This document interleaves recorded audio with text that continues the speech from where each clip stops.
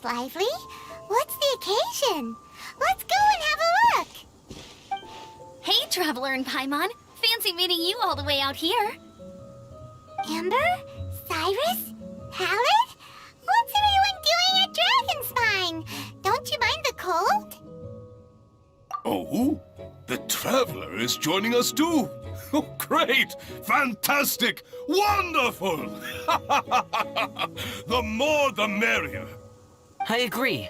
I feel much better with the Traveler joining us. Definitely the kind of person you want to have around in a tight spot. Oh, right! Paimon remembers most of these people are from the Adventurers Guild. Then again, it seems a certain Outrider is doing too. Allow me to explain. The Adventurers Guild is holding winter training on Dragonspine. As you know, our members have varying levels of adventure experience. Dragonspine is an excellent place for budding adventurers to challenge themselves and improve, but it's dangerous to go alone. So, we made a plan for senior members to pair up with junior members. This way, everyone can experience training on Dragonspine together under safe and controlled circumstances. Now, every adventurer can progress together. I've been working on this grand plan for half a year now, and it's finally coming together! It's a great plan, isn't it? Hey, you are an outstanding adventurer. Surely you must be willing to join us and help out. Is the Adventurers Guild short on experienced members? Well, that's part of it, actually. The other reason is, when I was patrolling the perimeter of Dragonspine, I found a lost kid named Joel. I heard he lives here on the camp, so I escorted him back. I know, Joel's father went missing. I totally sympathize with how much Joel misses his family. Dragonspine is so bleak and deserted. It must have been so lonely for him here. Aw, Amber. Anyway, I wanted to do something to cheer Joel up, so I said I'd build a snowman with him. It's something he enjoys doing. It also gives me a chance to stay here for a while and help Cyrus out. Aw, really? Thank you. Let's go meet up with Joel then. Oh, I invited another friend of mine to join too. She should be here any second. She'll be perfect for this kind of thing. Hey, Cyrus, we've got to take off. Is that okay? No problem. Go ahead. I still have some final checks to make, so I will call you before we depart.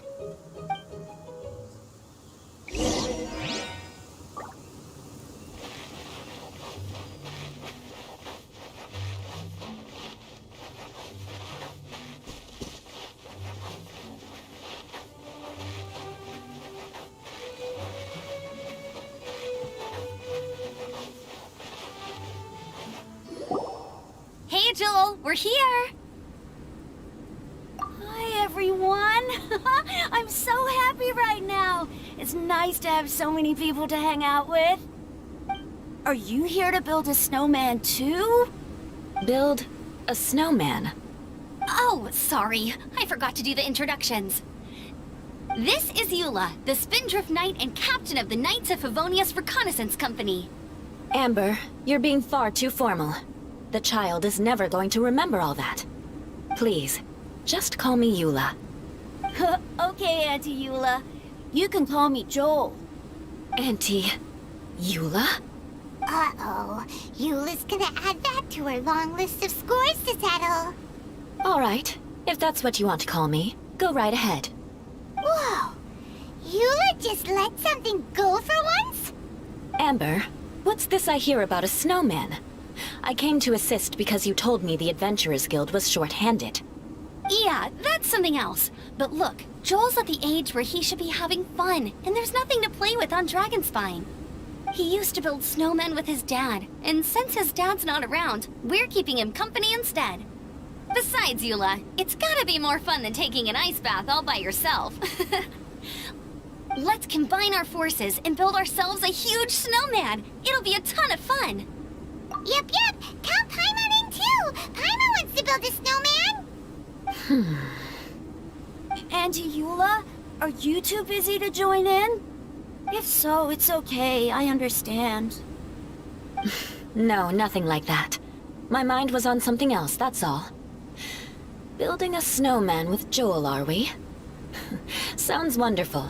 I'd be delighted to join you. Then let's get started. First, we need to split up into teams to gather some supplies. Joel and I will be on one team. You and Eula can be on the other team. Hey, Joel, see that huge tree over there? Wanna race me there?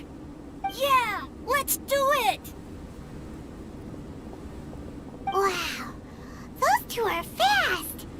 It's hard to tell which of them is having more fun. Hey, what's up with you two? Why are you just staring at each other without saying anything?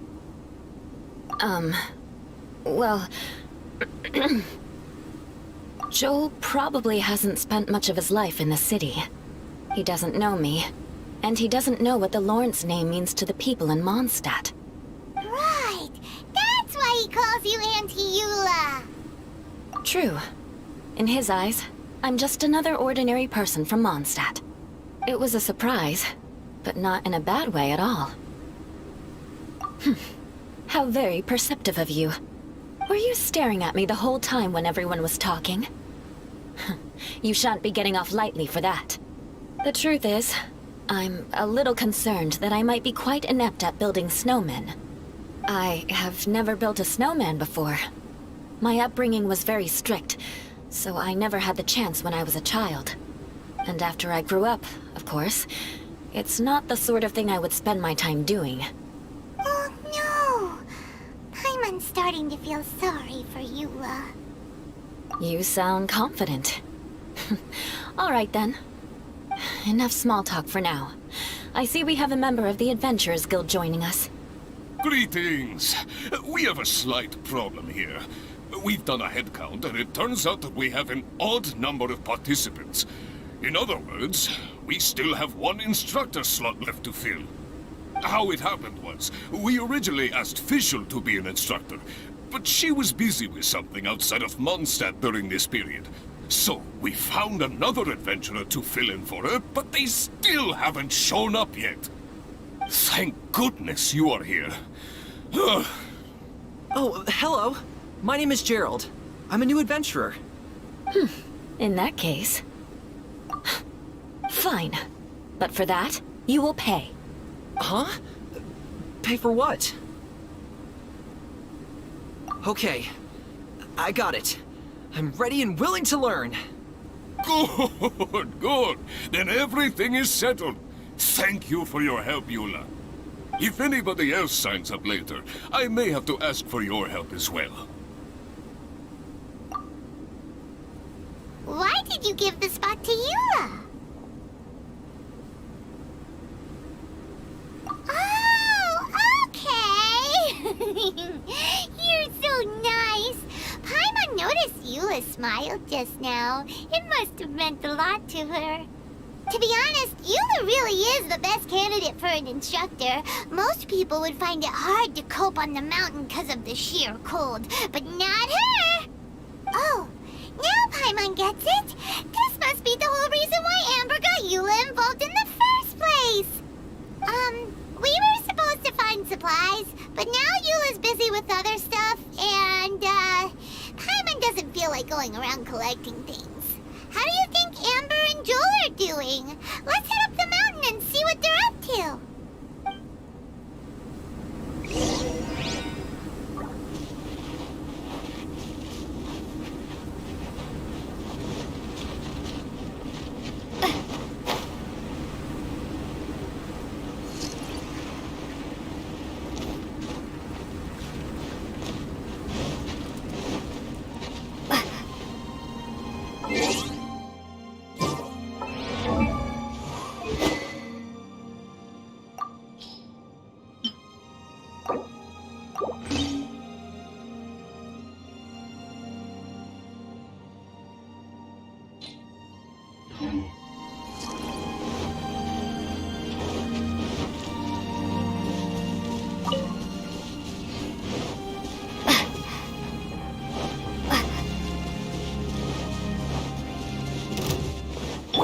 put you on episode of this.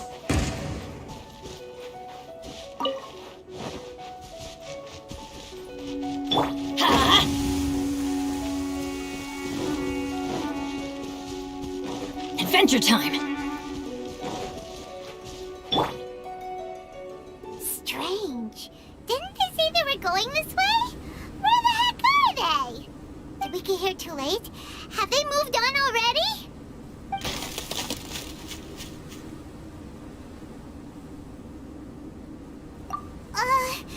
Could they be in danger? Hurry! Let's go check it out!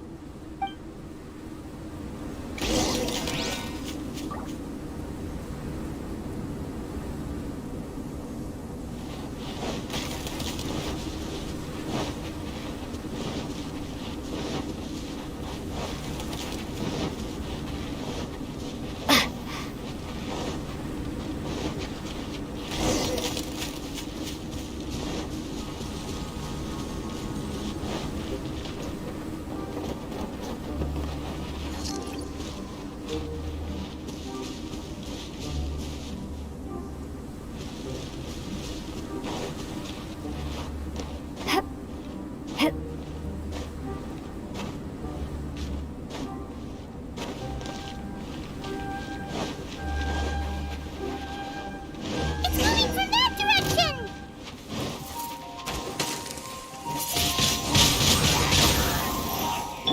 Beg for mercy.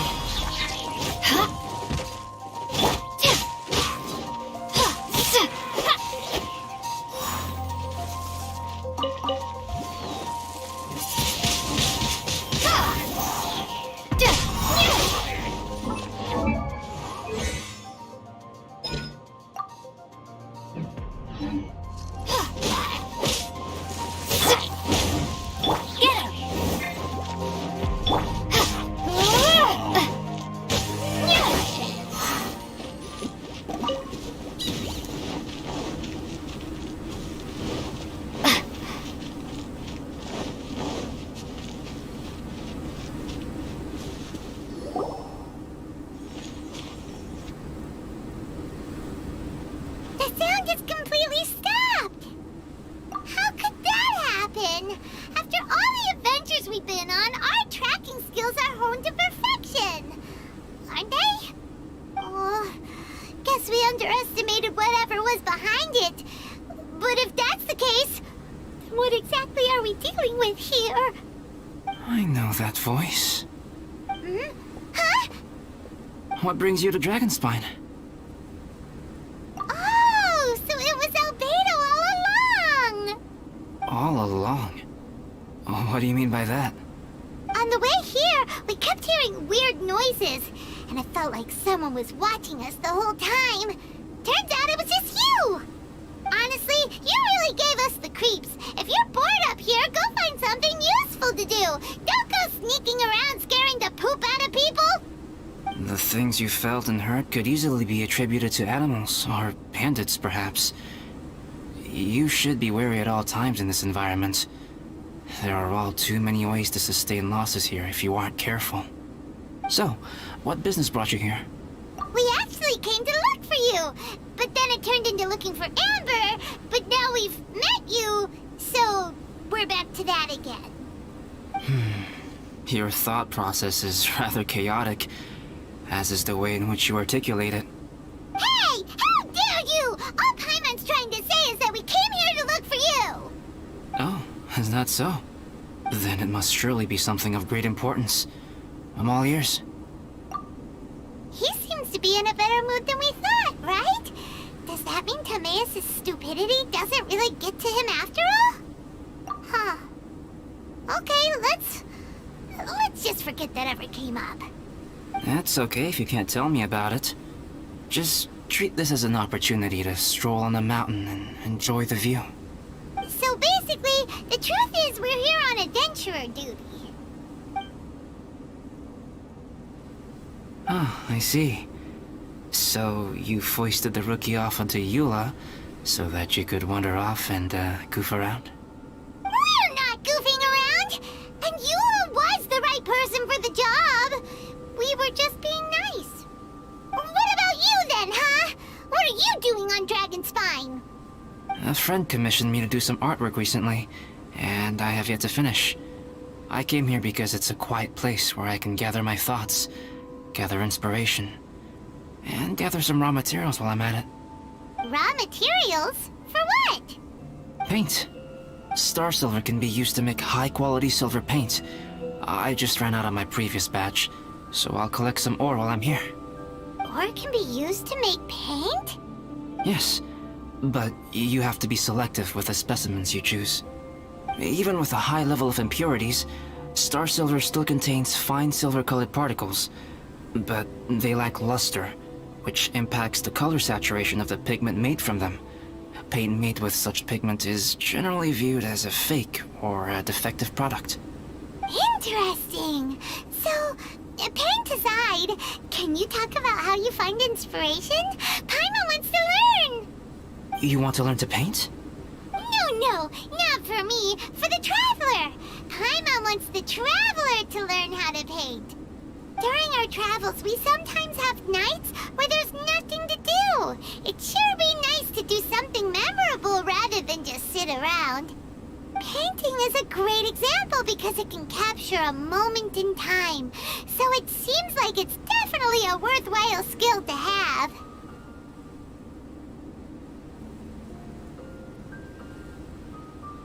Yep, why not? Once you mastered it, you can paint Paimon. Not a bad idea. Well, since you two would like to learn more about painting, why don't you come with me to the campsite? I have painting materials there. You can practice while I give you some guidance.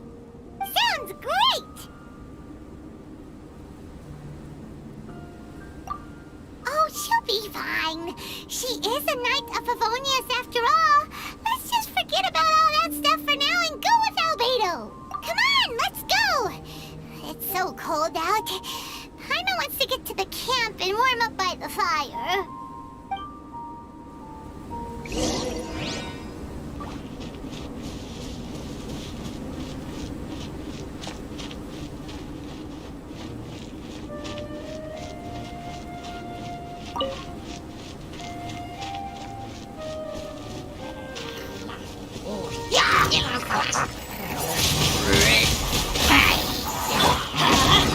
Go, Baron! Shudder!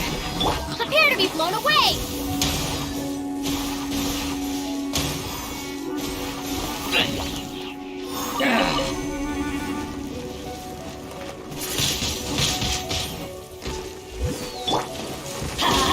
Beg for mercy. More speed.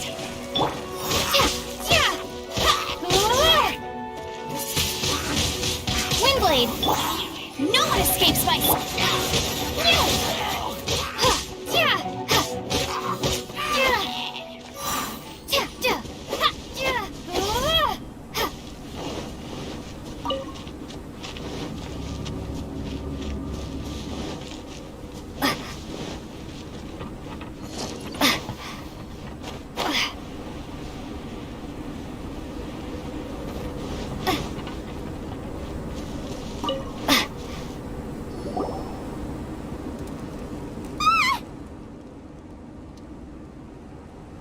Thieves! It's gotta be! Some things are missing. Nothing valuable, hopefully. Wait, where's Paimon's Bora? It's hard to say their value, but some of my alchemy notes are missing. Alchemy notes? Would they fetch a high price? To the uninitiated, they are merely scraps of paper. But for someone who knows what they're doing, the knowledge contained in those notes is more valuable than any treasure. So you're saying only someone who knows alchemy would have stolen them? But the only people who come to Dragonspine are adventurers, thieves, and monsters. What use would any of them have with your notes? I feel the same way. However, Hilichurl break-ins and other such incidents are not unheard of on Dragonspine. It's difficult to draw a conclusion based solely on the evidence at hand. These appear to be... Footprints? fresh ones. Meaning our thief can't have made it far. Let's chase him down! We can't let them get away! From the entrance, the footprints go that way. Oh, that thieving... thief!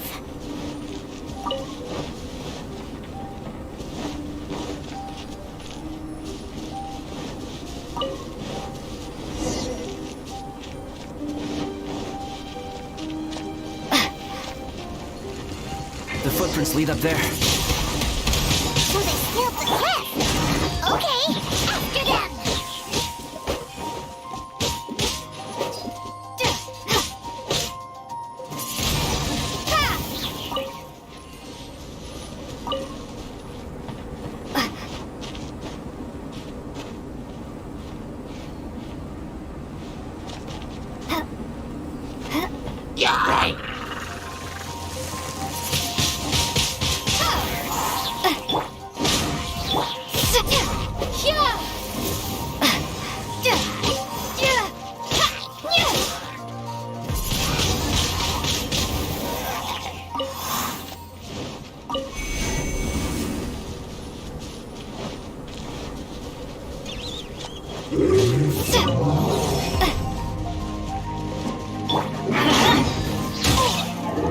Everybody stand back!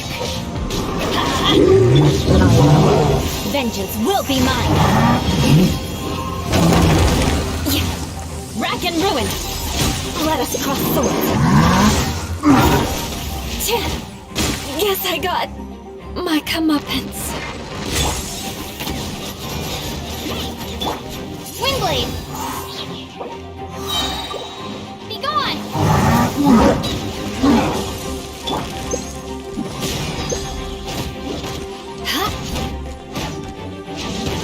Shudder!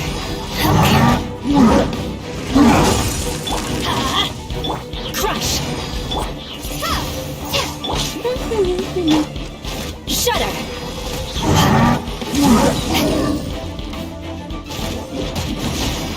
Going in! Let's light it up! More speed! Freeze to the core! Eye for an eye!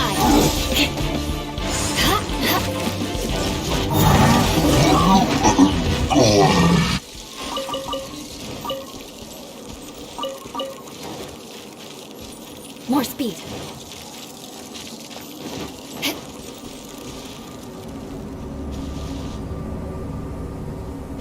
More speed.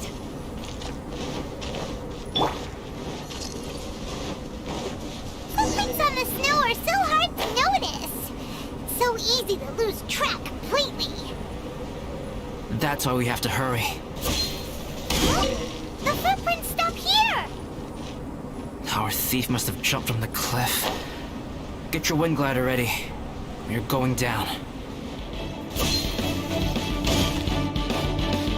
Here, more footprints. They're heading to the cavern. Ooh, we got you now. You sure can run, but you definitely can't hide. Let's go in. Wait, I have an idea. I'll go in alone. Traveler, please stay here. This cavern has 2 points of entry, and there are shortcuts inside. Judging from the state of the footprints, he hasn't been in there long. I should be able to reach the other side before he does. Cut him off at both ends. Good idea. Whoever apprehends the thief first has to notify the other party. This way we're fully covered. Still, safety comes first. We do not yet know the identity of our thief. Please take care. We'll be fine. Okay, see you shortly. Of course. I wonder if Albedo found the thief. This is taking forever. Really? Huh. Maybe it just feels like a long time because Paimon hates waiting. Waiting is so boring. Why don't we find something to do to pass the time? You know, something like... Oh! Look at all that star silver over there! Why don't we gather it up for Albedo? It's right next to the cavern, so we won't be going far. If can be right back here in no time! Yay! Let's get started!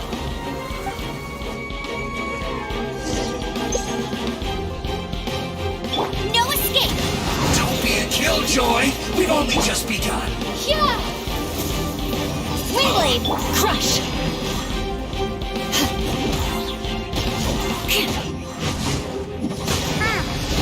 This stuff looks kinda lackluster. Is that because of the impurities like Albedo was talking about? Hey, this one's not bad!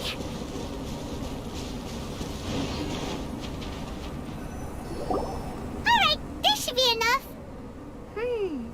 Some star silver shines a lot more brightly than others, huh? Finally, you're back! Yes. Sorry. I was unable to catch him. He was faster than I'd imagined. Oh, so after all that, we still don't even know who the thief was? What a waste! Still, we won't be going back completely empty-handed. We did some mining! Mining? Yeah, for star silver. Look, we got quite a lot! It's just like you said. Some are really bright and shiny, and others just look like regular lumps of rock with a little shiny bit here or there. Star silver. I was merely saying what was on the front of my mind. I hadn't thought you would genuinely go and gather some. Well, you said they can be turned into paint, so we got pretty curious. Also, if it weren't for that thief, we'd be making paint by now anyway, right? Or even painting by this point. Anyway, it's all the thief's fault for wasting our time. Yes, it's all the thief's fault. The notes mean a lot to me. I'm not quite ready to give up the search yet. Let's keep an eye out for clues as we go. Oh, just one thing. Do you want us to bring all this ore back, or did you want to sort through and get rid of the useless bits first? There's no point in bringing the bad ones back if it'll ruin the quality of the paint. Some of them do look pretty dull to Paimon, so it doesn't seem like those will be of any use at all. Indeed. The sorting process is necessary. Humans are such practical creatures. They only want those things that are good. Once they have learned to distinguish between good and bad, they will never stop comparing things in their minds. Useless things should be disposed of at the outset. Right! Saves a lot of time that way. Efficiency first. So let's start by... Help! Help me! Wait! Did you guys hear that? Was that a cry for help? It's likely an adventurer in danger! Okay!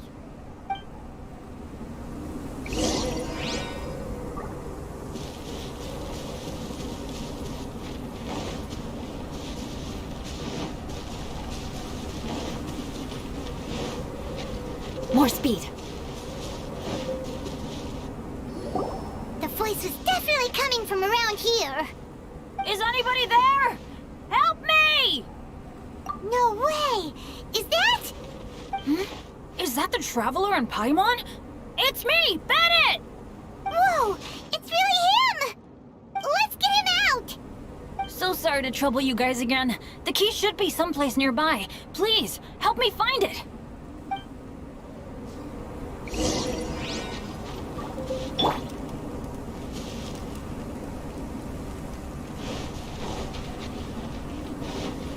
Wow! So much clutter! Oh, we're not gonna find the key here, surely! Uh-oh! We got company! Flood of frost! Let's end this quickly! Freshness! I condemn you! Stay right there! Everybody stand back!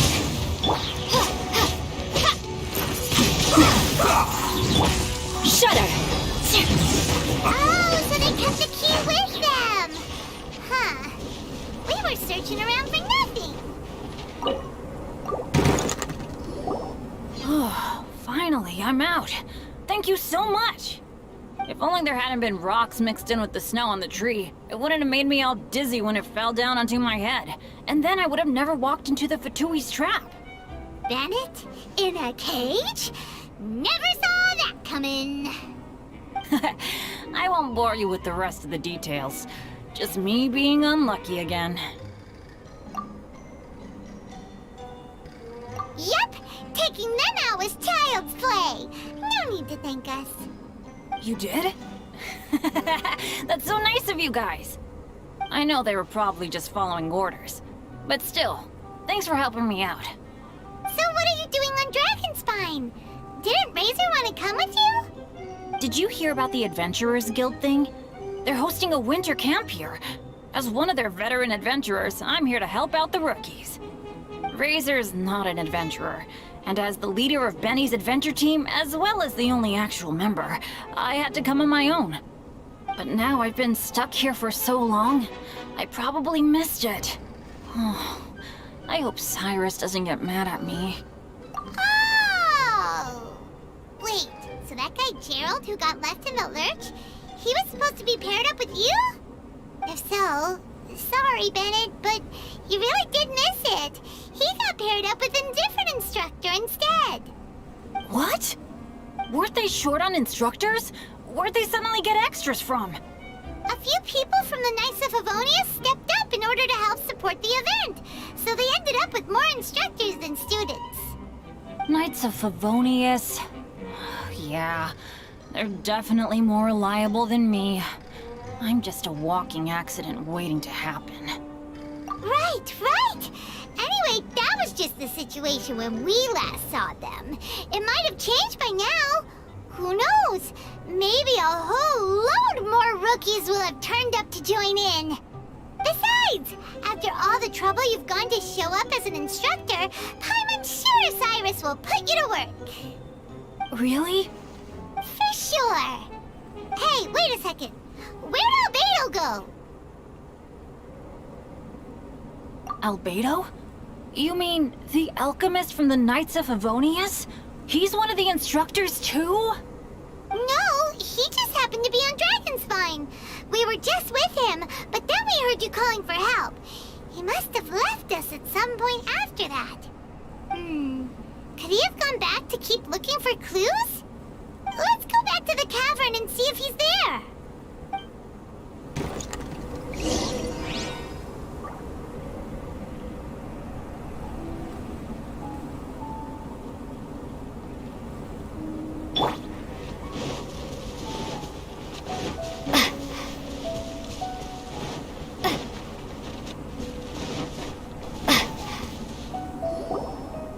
Still no sign of Albedo.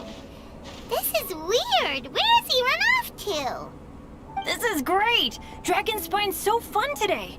There's so many people around. It's never usually like this. This was where we heard Bennett's cry for help, right? We heard his voice and went straight over to rescue him. Then we noticed Albedo was gone. Huh. So he just didn't feel like helping us save Bennett? Wait, what? What are you talking about? Oh, Albedo! Where the heck have you been? We've been looking for you! I should be the one to ask you that. Didn't I tell you to stay at the cavern entrance? Huh? I'm not really following who was waiting for who and who was looking for who, but first things first. I apologize, Albedo. I don't fully understand what's going on, but it seems like it's mostly my fault. No. Bennett, this is not because of you. You needn't blame yourself. Traveler, clear this up for me. What was the reason that you left the cavern entrance? Did you... There you are. Stay right there. You have a lot of explaining to do. What? Me? Huh? Eula? Aren't you supposed to be helping the new guy? Yes, that's what I would be doing, if I hadn't been interrupted by a certain someone's malicious scheming. Albedo, I saw you taking Joel towards the wasteland at the edge of Dragonspine. That place is crawling with monsters. What the devil do you think you were doing? Whoa, wait a second. What's going on? Actually, wrong question. How much stuff is going on? When I came to stop you from leading Joel any further, your first reaction was to throw the child down and attack me. When I fought back, you quickly fled. Care to explain? I see. Interesting. Interesting. Eula, it sounds like you met an imposter. Someone who was impersonating me. Impersonating you? To what end? It is difficult to draw a definitive conclusion for now. But these strange incidents do seem to be connected.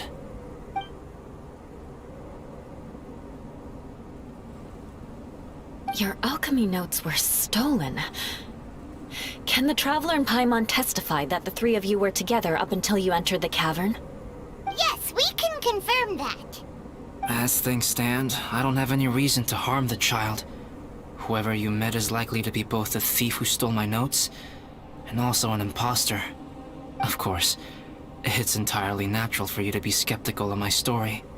I was separated from the Traveler and Paimon for a significant duration while we were pursuing the thief.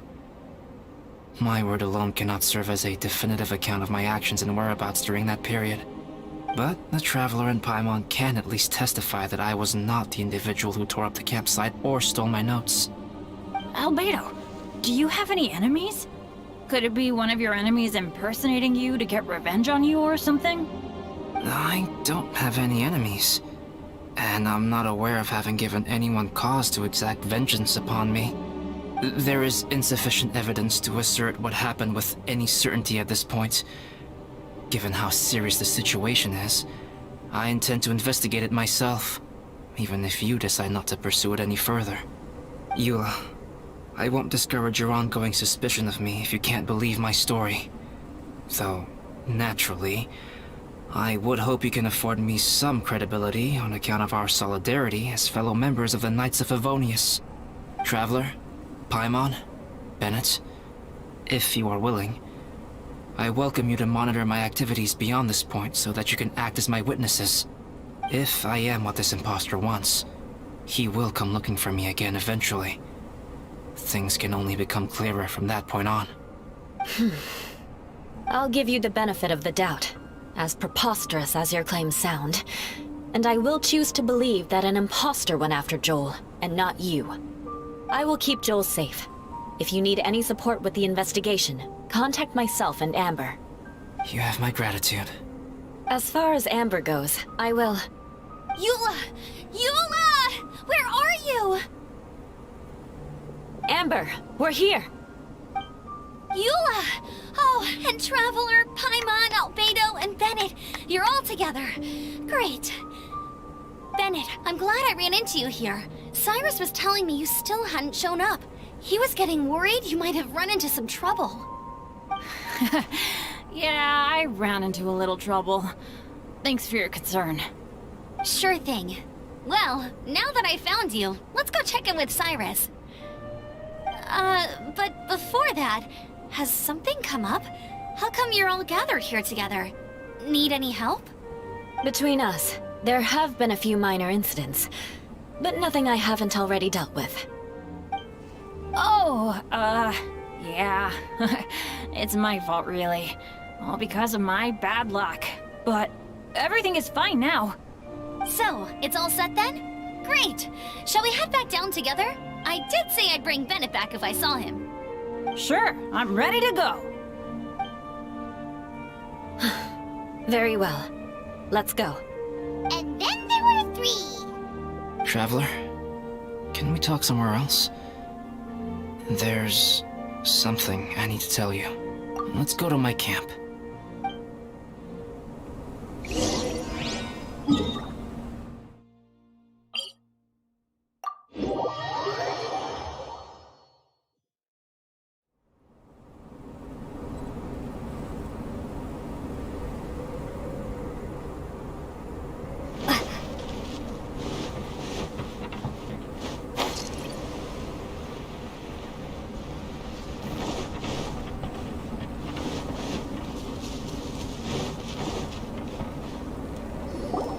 My camp is somewhere that we can talk openly, without reservation. But before that... Whoa. What a mess! Thank you. I appreciate it.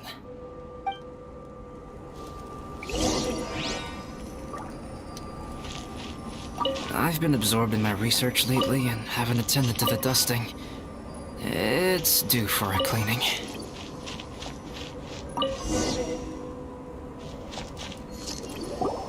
Yep, that should do it. Neat and tidy.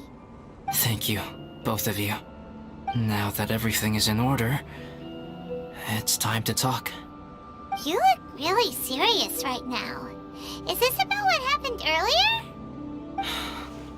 I remember I once told you that you must have questions, and that I would answer them. I also said that, while I did not wish to deceive you, there were certain things I could not go into detail on. I am a synthetic human being. A human forged by human hand. The one who created me, my mother and teacher. Her name is Rhyndaughter, a researcher from Conria, also known as Gold. A synthetic human? What the... How the heck does that work? When the pinnacle of attainment in alchemy is combined with unimaginably vast learning, the apex achievement is the creation of human life. When you say Conria, do you mean... I am indeed somewhat older than my appearance might suggest. But when I came into being, Conria had already been destroyed. I have no memories of it. My master raised me and taught me everything. Like her, I am a pure alchemist. I live for academic knowledge. Nationality and identity are not what ultimately define us. Traveler, what is your general feeling toward Dragonspine? You've visited numerous times now. Would you say it's a cold, eerie, and melancholy place? Rhyndaughter created two miraculous beings. One is me, and the other is the venomous dragon, Durin, who died here. Durin? So that makes you guys... brothers? As sons of Rhyndaughter, Durin and I are indeed inextricably linked to one another. The phenomenon of our creation defies definition within the scope of a typical human worldview. But if we may tentatively call it birth, then yes, we, by extension, are family. Speaking of Durin, Paimon remembers that his power was quite... special. That's right. Because of this, whenever strange things happen on Dragonspine, it always makes me wonder. For instance, the feeling of being watched that you described, as well as the sounds you heard, and the one impersonating me that Eula met.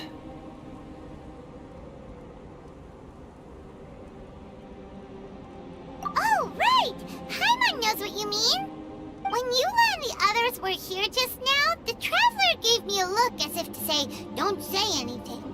Probably because it would only make you more suspicious, so Paimon kept quiet. But Paimon noticed that you came out of the cavern not too long after going in, and you told us that you didn't manage to catch the thief. Then we heard Bennett calling for help, so we went to rescue him. But strangely, you didn't come with us. And when we got back to the cavern to go find you, suddenly you were the one looking for us. So, it seems that you met my imposter too. Well, if so, it was a pretty good impression. He had you down to a T. We never would have guessed. Also, after he left us, why did he go after Joel? Perhaps Durin's power drives people to madness.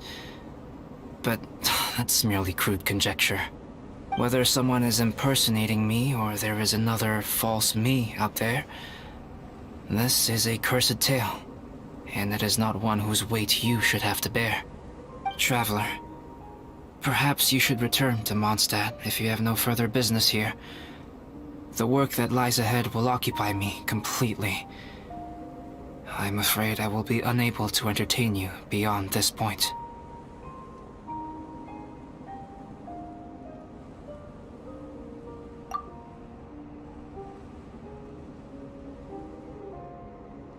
Yeah, we're Dragonspine veterans by now. If there's something really bad going on, we can't just leave you here to deal with it on your own. That wouldn't be very nice now, would it? Besides, there's no one else in Mondstadt that you can talk to about this. Sucrose and Timaeus don't know your secret.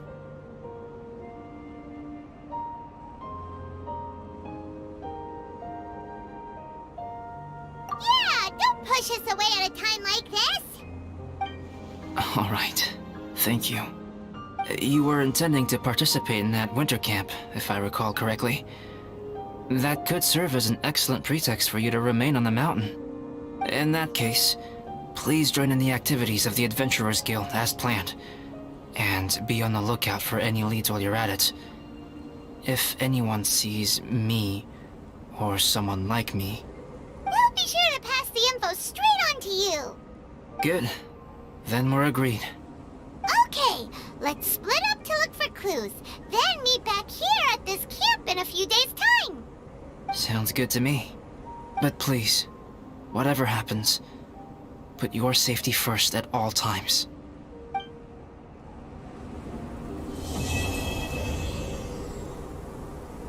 Time has come. Let's go meet Alvin.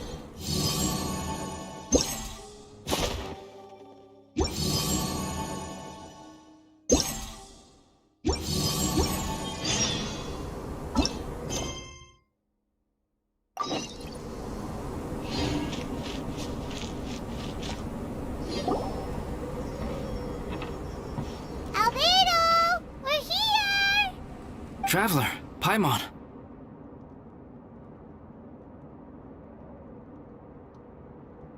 Your faces say that perhaps you haven't turned up anything?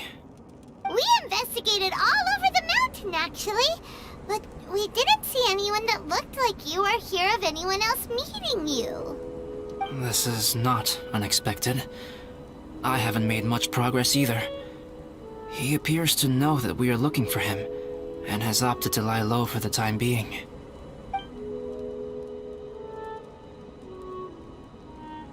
Still, there is one thing I found.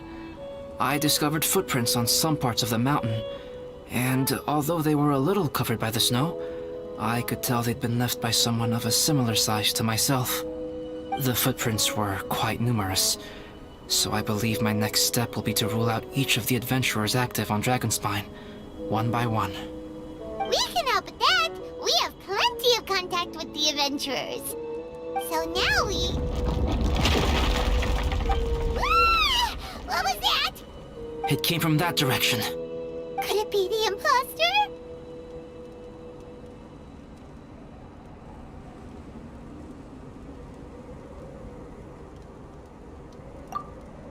Yes, let's hurry.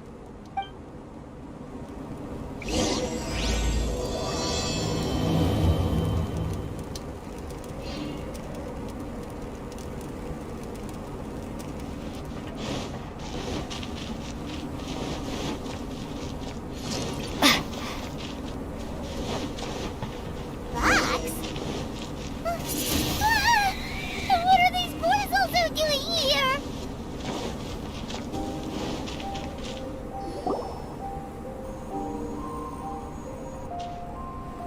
Hey, did you see that? Did those rocks shake just now?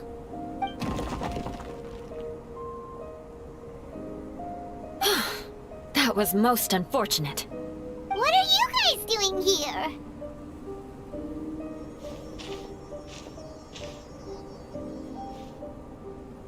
I have to agree. We've been wandering this area for days. We ran into Pallet earlier. You know, the, kind of a reckless sort of guy. You know the one? Anyway, he said he was unlucky, so I gave him some adventuring survival tips. After that, he disappeared to rejoin the training camp. Wait. Are you saying that after all this time you still haven't made it back to the base camp? Well, as you can see... It was nothing really. We just hit a few landslides and snowdrifts and took a few downhill tumbles. You know the deal. They sound like unforgettable life events to me. Anyway, you're correct. We haven't made it to the base camp yet. We have had extraordinarily poor luck over the last few days. Almost as if a sinister force has been trying to thwart our every move. Fortunately, I made advance arrangements for Gerald to remain in a safe location and conduct some basic physical training exercises. I'm sorry. I'm the one to blame for all this. I've always had bad luck and it always rubs off on everyone around me. Sorry to create so much extra trouble for everyone. I don't know what to say. Maybe this is the awesome power of fate. The scary kind, I mean. I agree.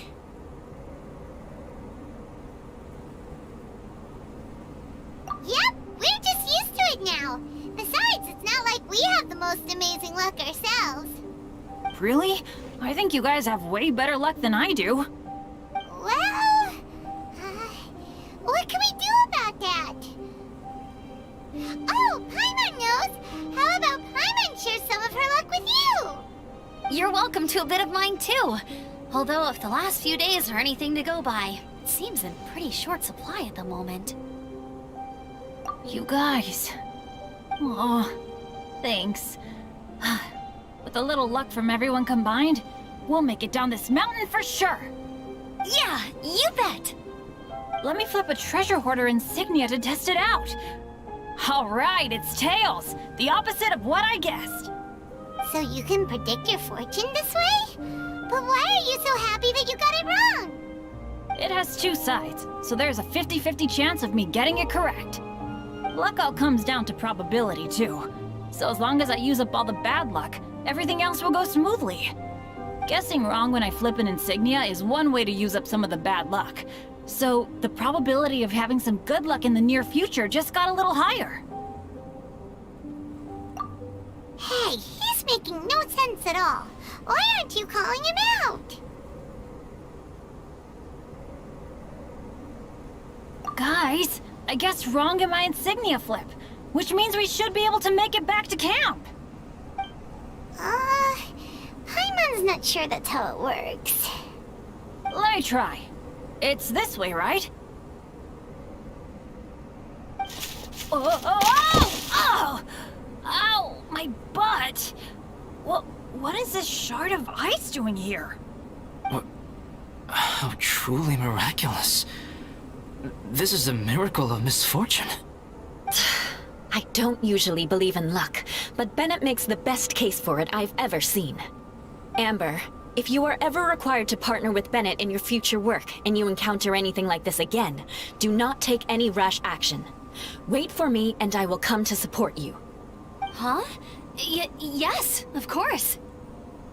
Now that you mention it, I do feel a little tired. Trekking in the mountains has a way of wearing you out. Well, since everyone is tired, why not take a rest in my camp? Paimon's so sleepy. A nice bowl of hot soup and a good sleep would sure be welcome right now. Suddenly, I'm kind of sleepy too. Amber will fall asleep in the snow if we keep going much longer. Come on, let's move. We shall head to Albedo's camp and get some rest, take stock of our supplies, and decide how to get off this mountain.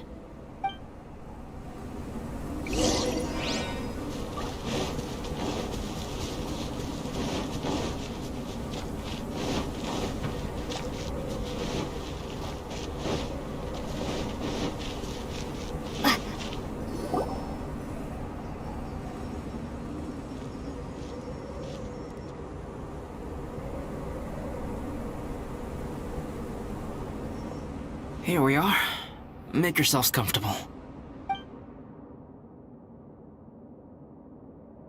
Oh, I forgot. I don't have that many chairs. Please wait a moment. What's he doing? Painting? He is. He's painting a chair. Wait, alchemy can turn paintings into objects? How is this possible? My paintings are like blueprints. Alchemy simply enables me to omit the manufacturing part of the process. It's an elementary level technique. With enough research and experimentation, this same technique can even be used to create living beings. Whoa. Well, since you can magically produce chairs, can I have one with a backrest? No problem. How many of you want backrests? Me! Me! I'll also take one with a backrest, if you please. Can Paimon have a chair that comes with a juicer? Still beats squeezing onto a stool with you.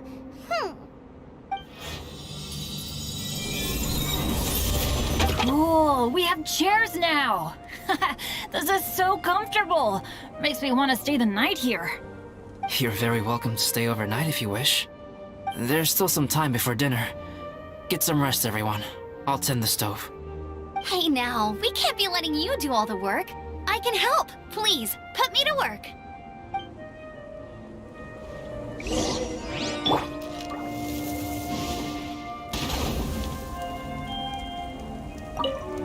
Oh, pace yourself. Dinner could be a...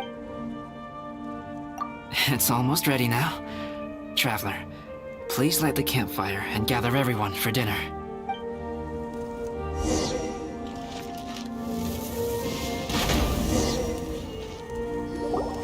Yay! Dinner's ready!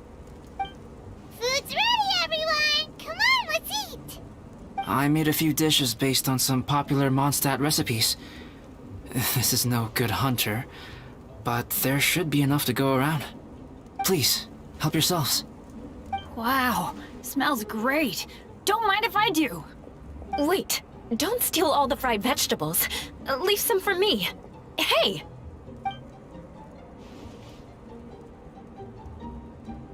Ah, Paimon's full. What a great meal! Albedo, you're too modest. These dishes are as good as anything you'd find in a top restaurant. Are all alchemists so good at cooking? You may be onto something there. Right? Paimon thinks so too. It's his lab manner that gives it away. The kind of guy who holds a potion bottle as steady as a rock isn't the kind of guy who's gonna be slapdash with his salt and pepper. Actually, that makes a lot of sense.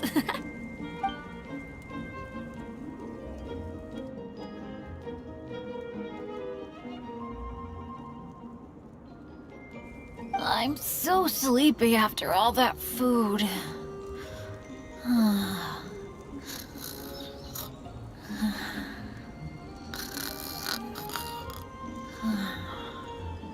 Did Bennett fall asleep sitting up? He must be totally wiped out. The way he's sleeping is so... alert. I'm impressed.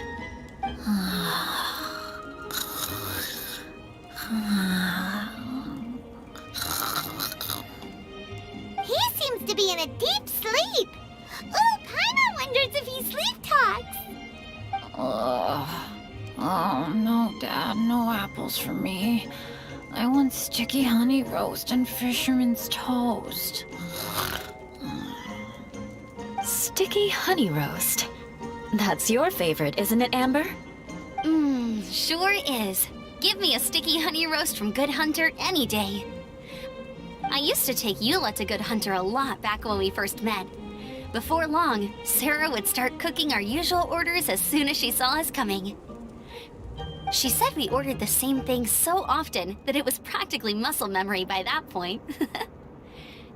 She also said that if everyone in Mondstadt ordered like we do, her job would be so much easier. All she'd have to do is memorize everyone's favorites. Always eating together. Aww, it's nice that you two are so close. The Traveler and Paimon always eat together too. It's a sure sign of true friendship. Two people simply sharing a meal says nothing either way about the relationship between them. That depends if it's a one-off meal or a regular occurrence.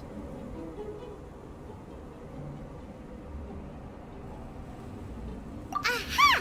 Paimon just noticed something.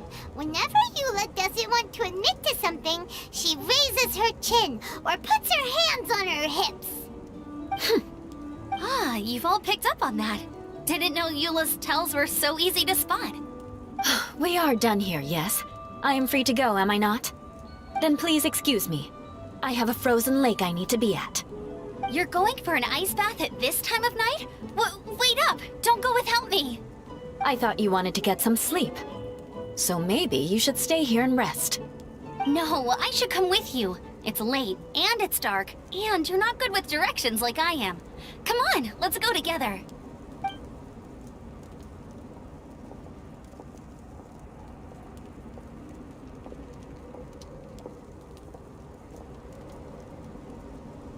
An ice bath?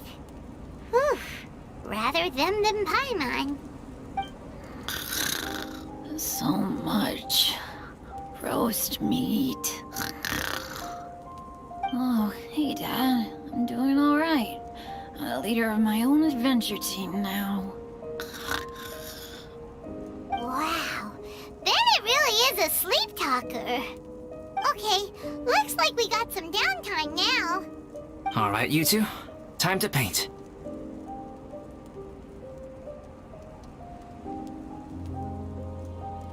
Have you decided what to paint? Like you even need to ask. It's obviously going to be Paimon. Sure. But we should move elsewhere. We're likely to disturb Bennett's sleep if we stay here, so let's go outside. Okie dokie. All right, grab your easel, paper, brushes, and paints. Don't leave anything behind.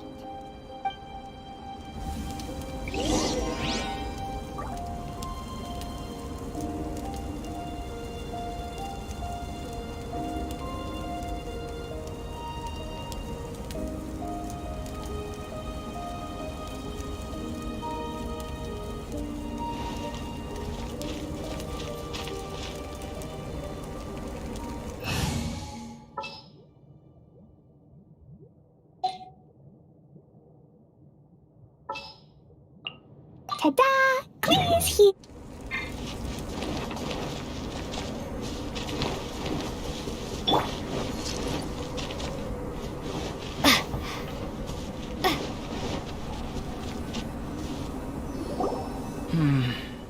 Let's paint here. Allow Paimon to adopt an elegant pose for your artistic reference.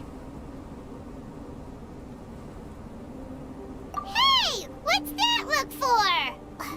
Cut the attitude and start putting your perfect Paimon down on the page. You better take this seriously, because this is going on Paimon's wall. Confidence is a good thing. Those to whom it is endowed do well to flaunt it. I'm looking forward to the finished piece.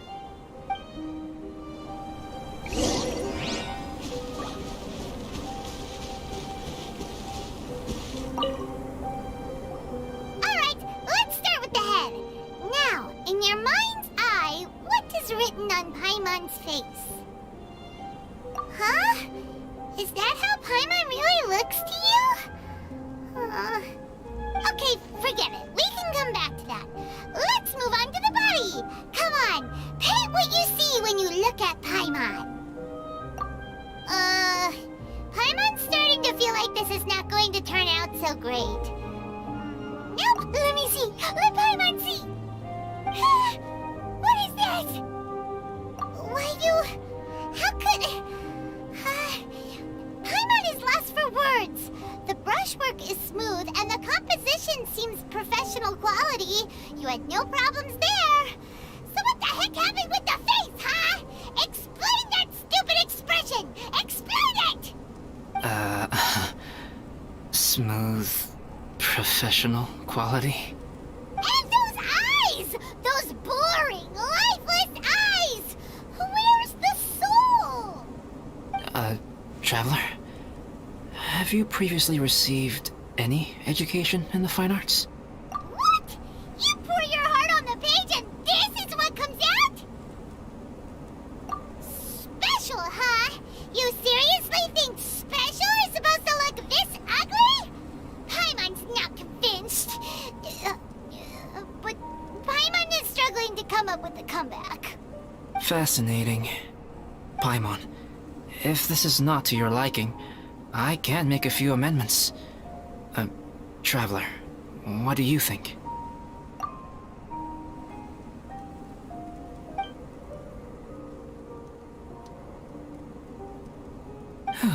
Alright then. Paimon, is this better? It's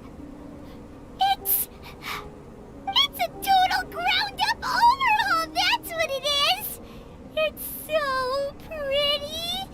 Is that really what Paimon looks like? Adding flourish to the finished piece is an essential component of what makes art... art. This is not to say that you differ from the painting on a fundamental level, rather that the real you and the you in the painting present two different styles of beauty. You remain the core reference point for the painting. So, Paimon, you can put your misgivings aside and hang this painting wherever you like. Wow! Thanks, Albedo. Oh, I merely added a flourish here and there. You should be thanking the Traveler. In truth, ground-up overhaul is more or less an accurate description. The more Paimon looks at it, the more she likes it. Great! Paimon has a portrait painting! Paimon's gonna show this off to everyone! It's nothing. I can paint you next time, if you'd like. You can hang it in your home as a souvenir. I rarely entertain so many guests at my camp. It's lively. A little noisy, even. But I don't dislike it. Liveliness is a rare thing here on Dragonspine. Ah, it's a new day! Let's go meet up with everyone!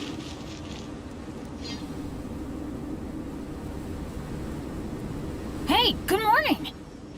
I slept great last night. How about you guys? All rested up? I'm fine, as usual. The path down the mountain is easier to follow in the daylight. Let's take this chance to head down to the base camp. Let's go! If we make good time, maybe we can all get lunch together!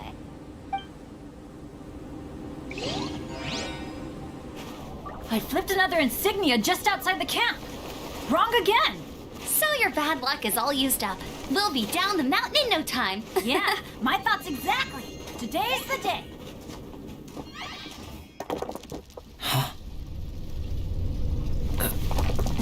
Oh no!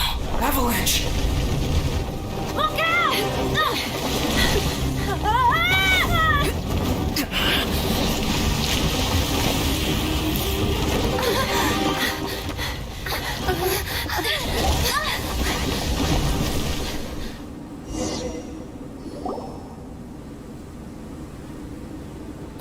Traveler, Paimon, are you all right? Are you hurt? Paimon's fine. Oh, that's good. My arm got a little scratched up, but it's nothing serious. I'm okay, but I don't see the other two. I'm afraid the avalanche may have pushed them off the cliff.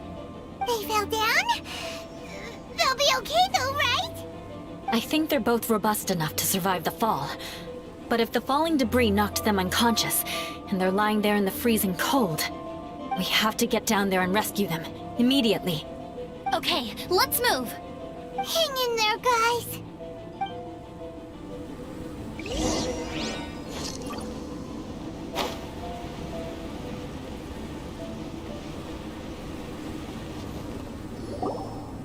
Bennett! Bennett, are you okay?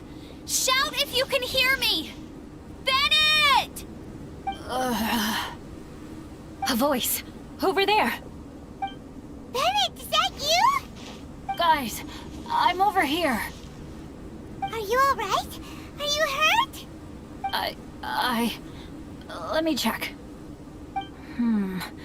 I'm a little dizzy, but I'm not in any pain. I don't think I'm injured. Thank goodness. Scared the life out of me. If you're dizzy, sit and rest for a while. It's fine, really. This kind of thing happens all the time. I'll be fine. Thank you. Wait, where's Albedo? Isn't he with you guys? We thought he fell off the cliff with you! He still hasn't shown up? We found Bennett here, so Albedo can't be far away. Keep searching this area. Got it!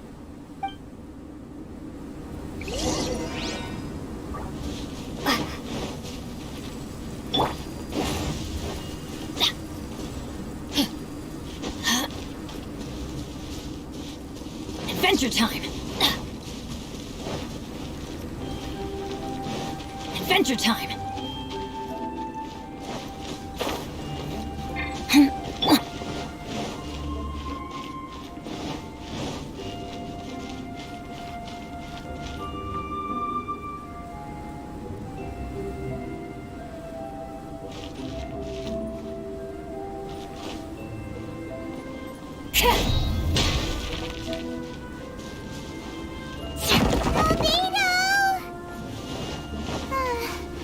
No response. Are we definitely looking in the right place? He's not here either. Let's check with the others.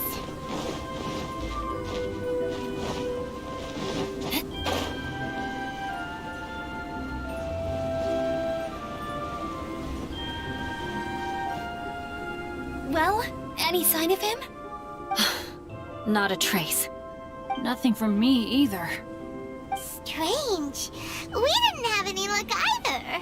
Where could he have gone? Everyone! Ah, Albedo! Are you okay? Nothing serious. Okay, everyone accounted for. Guys, I think it's gotta be because of me. The avalanche only happened because I'm here. I guess flipping a treasure hoarder insignia isn't gonna change my luck after all. No wonder no one wants to go adventuring with me. I'm so sorry. Don't say that. I'm hardly the lucky type myself, so I'm not about to go blaming every little thing that goes wrong on you. Exactly. Besides, Dragonspine is a dangerous place. Avalanches literally come with the territory. Bad luck has nothing to do with it, okay?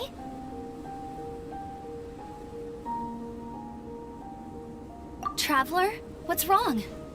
Your face looks... Oh no, did you get hit on the head? Here.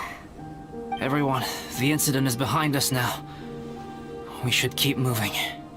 Why do I feel that Dragonspine has become more dangerous than it used to be? I hope it's just my imagination. Our top priority now is to get off the mountain and regroup with the adventurers.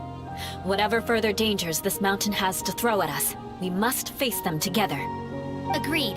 Guys, keep your eyes peeled and watch your step. Careful does it.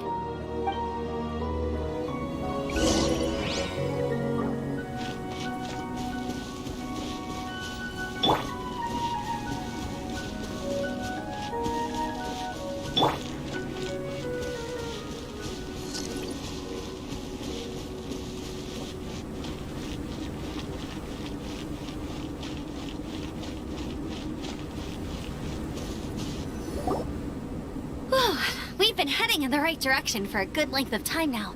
We must be getting close. I can feel it. Victory is in sight! Hooray! As soon as we get to base camp, Paimon wants a bowl of hot soup and some barbecued meat. I hope we can all get there safely. No more incidents, please.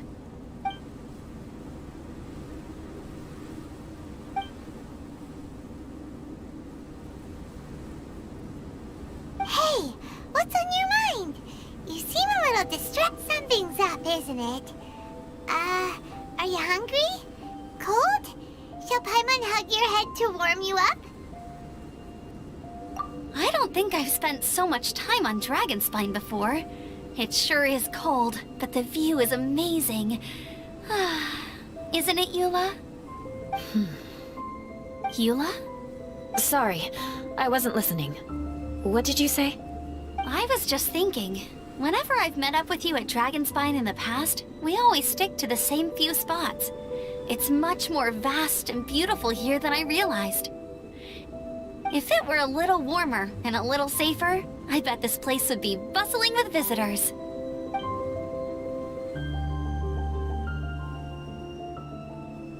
I agree. People are put off by the cold and have an aversion to danger.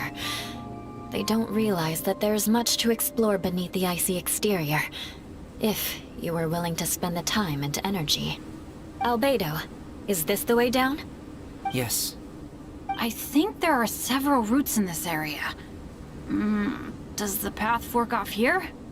It looks like it does. But maybe it doesn't. My head's still a little fuzzy from the impact. I'm kinda dizzy too. I keep thinking things are swaying a little. Maybe I'm just hungry. Either path will work for us. The smaller trail is less worn and harder to see, but it's also shorter. Since everyone is weary, I suggest we take the shortcut. Follow me.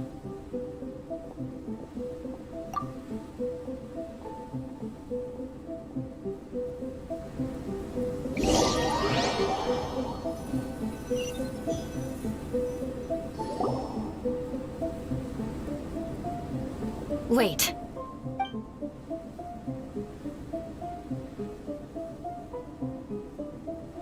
Bennett and Amber don't look well. Can we take a break? We can continue once their conditions have improved. Ugh.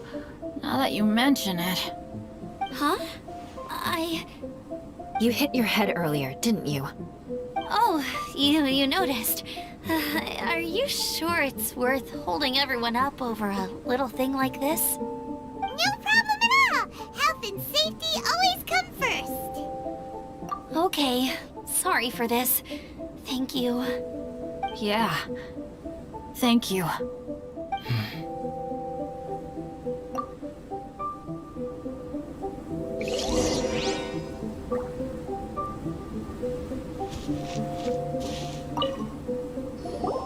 Drinking some water can help with the dizziness. Oh, and lying flat on your back helps too. Thank you, Bennett. Seems like you really know your stuff.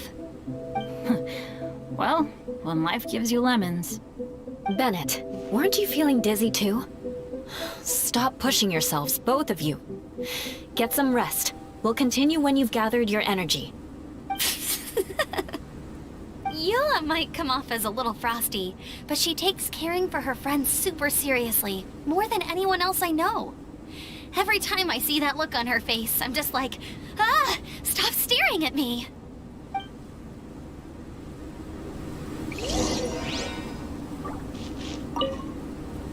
Traveler, I know what that look means. What's on your mind? Maybe seasoned veterans have an instinct for it. I sense it too. Something seems to have changed, but I can't confirm for sure. It could be difficult to verify.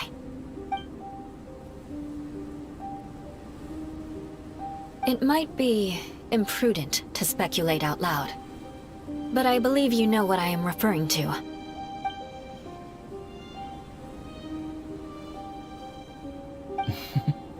Traveler, I think... you...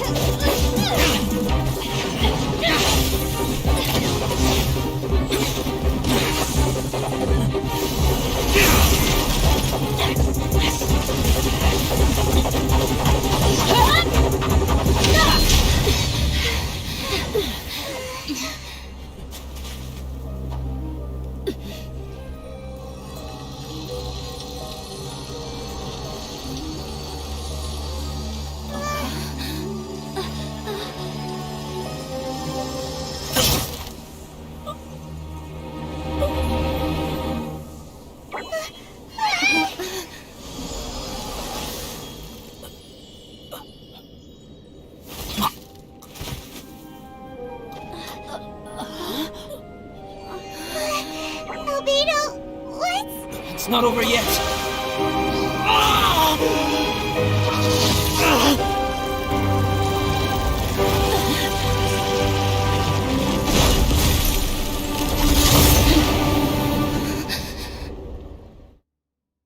Brace yourselves.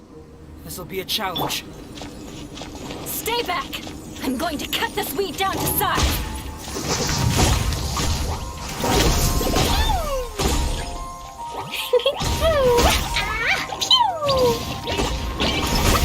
Dumpy, dumpy, go! Yes, go!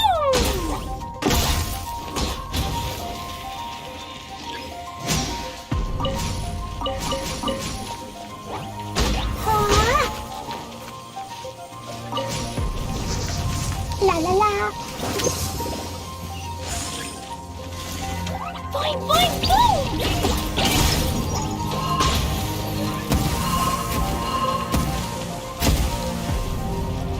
Woo! Hi! Blazing delight!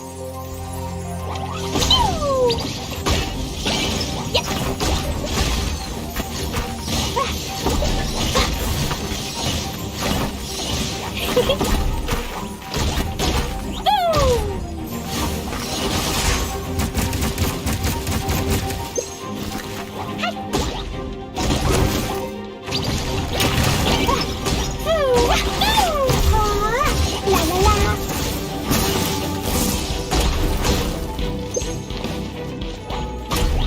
Be gone!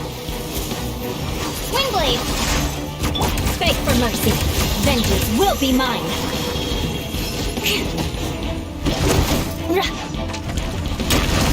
Rack and ruin.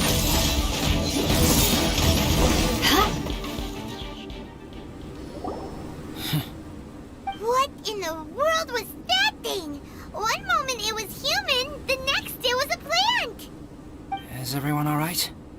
We're fine. But can you please tell us what's going on? I don't understand. I take it this monster is whom I had the pleasure of meeting last time. Correct. As you might have guessed, this is a mutated whopper flower. An extremely rare kind. But can whopper flowers turn into humans? Not typically, but conditions on Dragonspine are far from typical. Perhaps the dragon's blood seeped into the land, then was passed to the monsters via the ley lines, accelerating their rate of mutation. How could that happen? This mountain is home to the remains of Durin, the venomous dragon. If there is anywhere in the world one might expect life to do unfathomable things, it would most likely be here. Durin was an artificially created life form. Its existence is nothing short of a miracle, and proof of countless possibilities.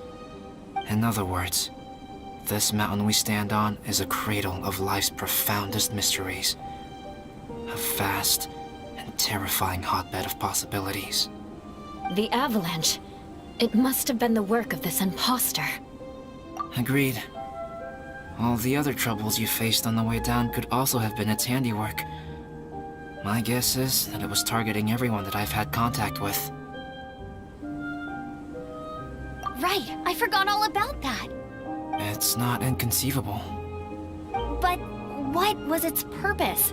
Was it just trying to get rid of us? I have a preliminary hypothesis on this. Whopper flowers are masters of mimicry, and those we encounter in the wild often appear in the vicinity of the plants they impersonate. In other words, the whopper flower likely has an instinct to replicate and replace. As a plant, it will disguise itself as another plant and infiltrate the group, hiding among them for cover. The plant being imitated has no way to detect or fight back against this behavior. But when it disguises itself as a human... It wanted to replace you and infiltrate our group? Yes. Maybe it created the avalanche to get rid of us. I predicted this eventuality, so I availed myself of the avalanche to hide and lure it out.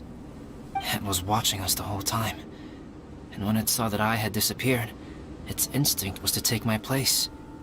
At that point, its disguise was complete, and its next move was to hunt its prey.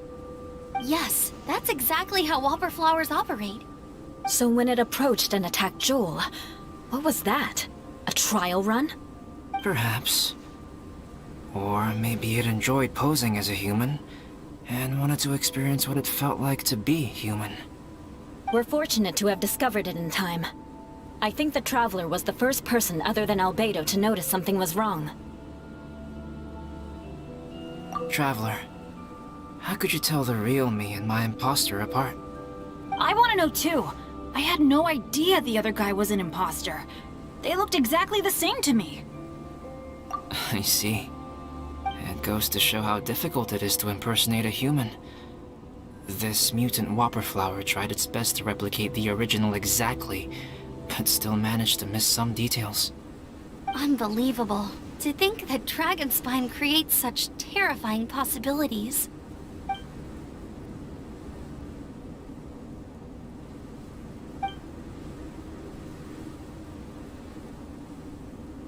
Anyway, at least we won in the end. It looks like my method did work after all. I used up all the bad luck, and the good luck finally came through. About that. If you're referring to having fallen down the mountain and avoided injury, well, that's because I was secretly protecting you. Huh? Well, that still counts as good luck to me. Yes, that's not an unreasonable way of looking at it. Okay. We've been delayed long enough. Time to move on. Yeah, let's go.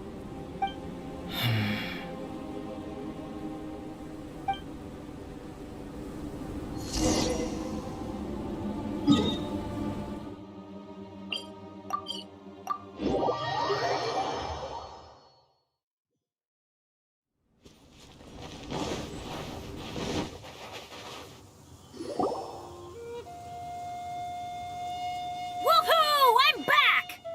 Cyrus doesn't seem to be here. He must have headed up the mountain. Let's wait for him here. Amber, are you feeling better? Yep, all good now. Nothing to worry about. I don't know what I'd do without you guys.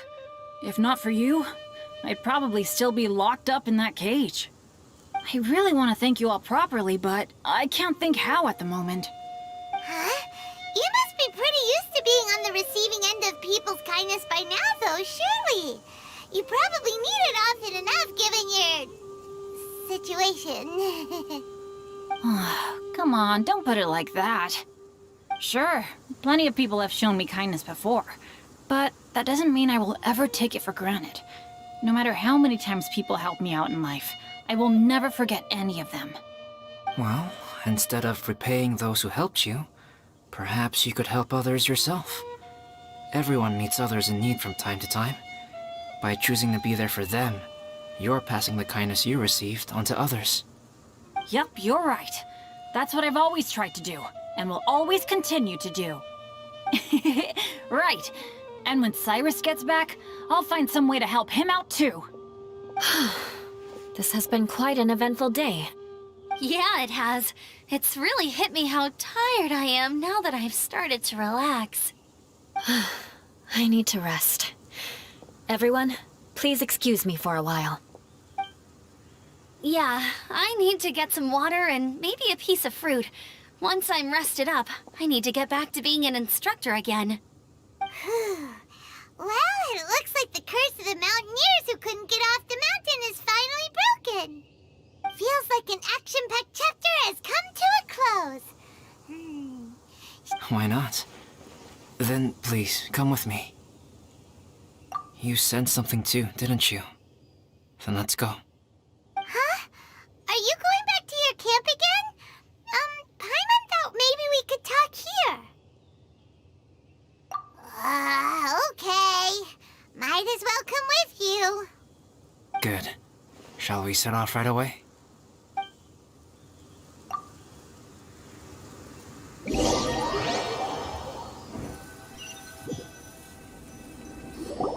Sorry for bringing you back here once again. Some topics are best discussed in private. Is this about the imposter? That's right. I have to say, Traveler, I'm very surprised you noticed the difference between me and the imposter. Yes, this mark. Perhaps it's where it all began. Ooh, sounds like the beginning of a big story. Keep going. Well, I can't deny that what I'm about to say does sound like something from a children's storybook. So, what do you think this diamond-shaped mark means? A tattoo? A crest? Something else? No. Consider it a birthmark. Have you ever seen an intricate glass ornament and wondered how it was made? Well, one method for crafting with glass is a technique known as glass blowing. Glass blowing is not a widely known art in Teyvat. For this reason, glassware made in this way is usually very expensive. As the name implies, glass blowing involves blowing air into a hole, much like blowing up a balloon. This type of glassware is known for having a pontal mark at the point where the blowpipe was inserted, where the hole was sealed at the very end. This mark is a sign that the item was crafted by a human hand. Sounds kind of amazing. It is a wondrous and beautiful art form. Alice says that these marks are seen as proof of the maker's fine handiwork, the only flaw in an otherwise perfect work of art. My mark is something similar to this. The difference between synthetic and natural life lies in the directional flow of the life force. The energy of a natural life form flows out from within. That's why flower buds bloom and curled leaves unfold. And it's the very reason we watch and wonder at blossoming flowers. Creating life artificially, on the other hand, involves, to a certain extent, the introduction of an external source of energy into the embryonic life form. When the hole where the life force was infused is sealed at the end, it leaves a mark not dissimilar to the pontal mark in blown glasswares. The alchemical substance drips and spreads out in all directions, resulting in this rather ingenious diamond shape. Wow! So that's where it came from. This mark is a sign of my artificial origins, and proof of my imperfection as a human. I presume that the imposter intentionally avoided replicating this mark, so as not to become less than perfect himself. You are fundamentally different from other people. I have few qualms about sharing my secrets with you. Just as Paimon said, it all sounds like a story. Even if you were to tell anyone else, they would regard it as nothing more than a tall tale. The transcendent and miraculous are not the only things to which human beings aspire. They pursue the everyday, the ordinary, to a far greater extent than I would have ever imagined.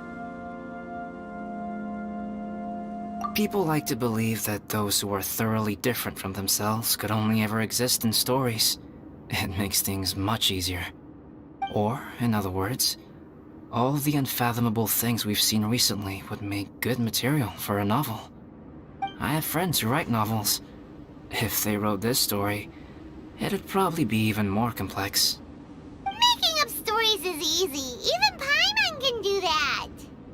Oh. I didn't know you had that kind of talent. Paimon's the best guide in Teyvat. Making up stories is a piece of cake. In that case, how about we have a storytelling contest? We can base our stories on the events of the last few days. Sounds great. But we still have to help out the Adventurers Guild. I understand. Creativity is something that cannot be rushed. Take your time, and come back when you have found some inspiration. We'll see whose story is more compelling. Deal! Okay, we'll regroup with the Adventurers Guild for now. Sure.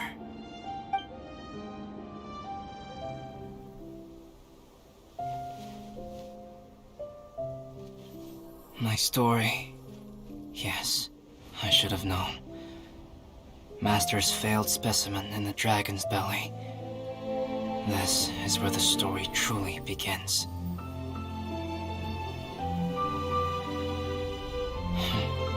If we switched places, if you were the survivor,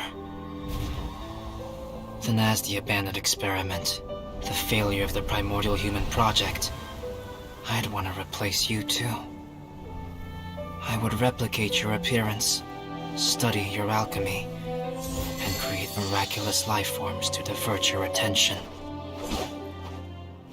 I would wait for the right moment, then dispose of you and the Traveler, the sole person to have known your secret.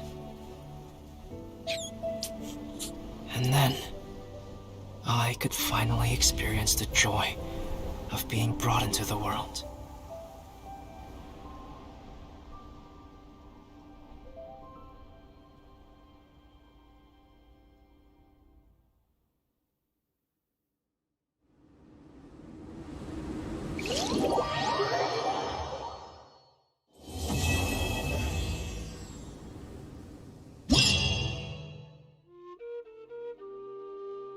Guess what? Paimon's story is finished. Let's go see Albedo.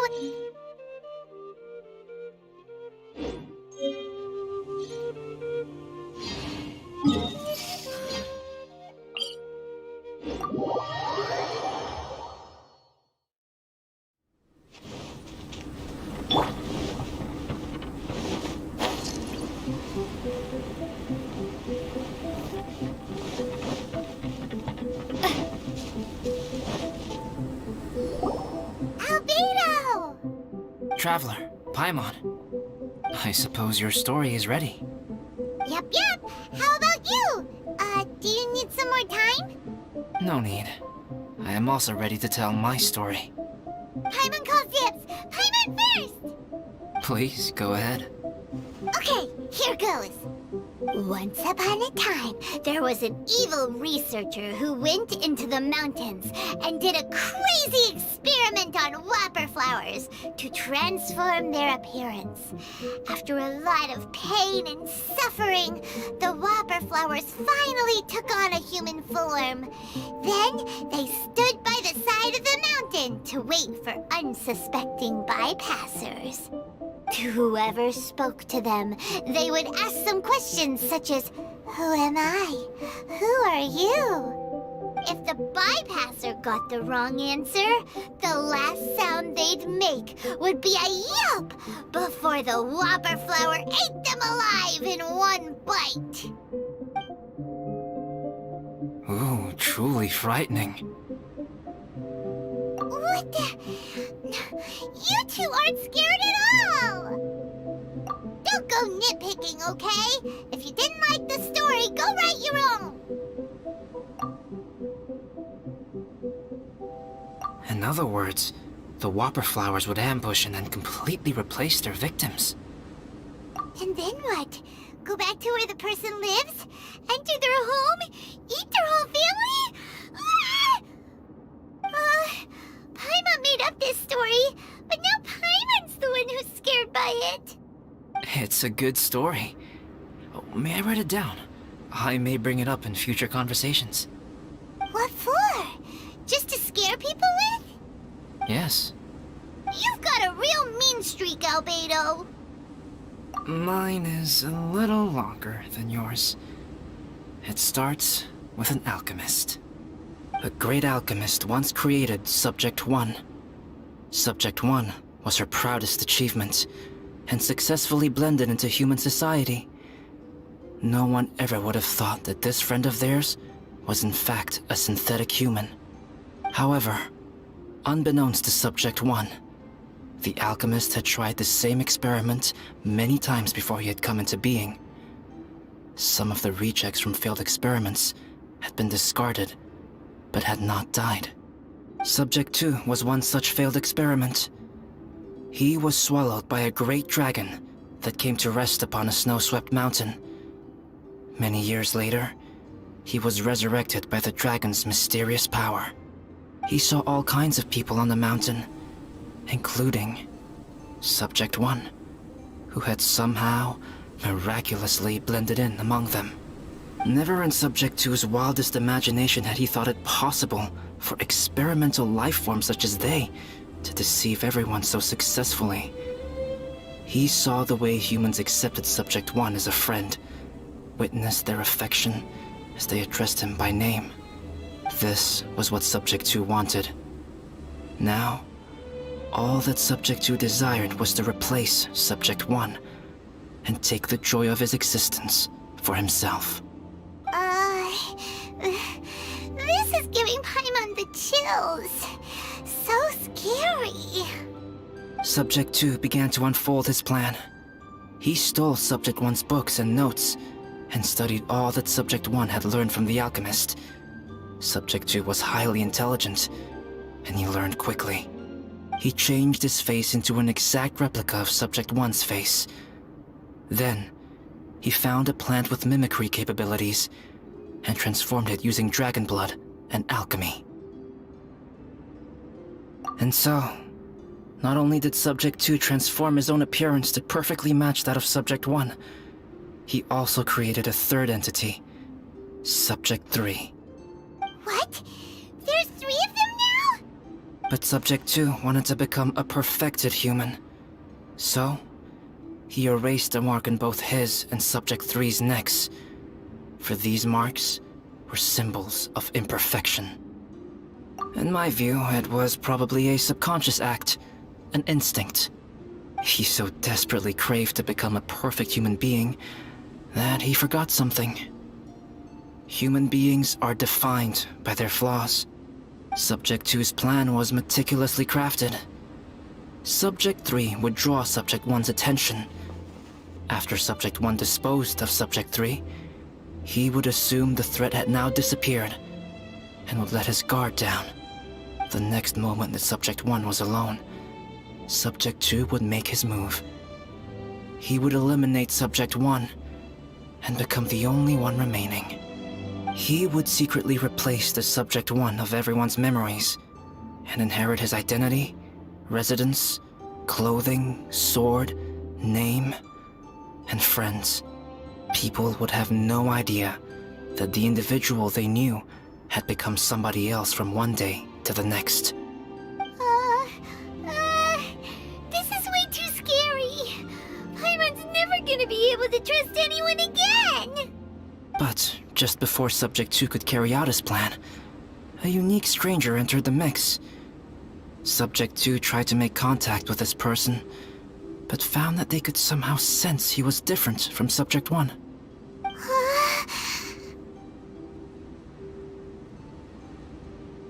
What's wrong? Are you scared? What happened then? What happened to the stranger? He became a new stage in Subject 2's plan. One more person that Subject 2 had to dispose of. It's as if there were 3 identical roses in a garden. Only one of the 3 was a fine specimen, while the other 2 were defective specimens that bore poisonous thorns. In all the world, only the gardener who tended to them could tell which was the good specimen. People do not like poisonous plants. Only a perfect rose can fetch a high price. If the inferior specimens wanted to conceal the fact of their worthlessness, they would have to take the gardener out of the picture, using their poisonous thorns. This is exactly what Subject 2 was thinking. So, he hid in the shadows and waited patiently. Maybe soon, he would get his chance to become truly human.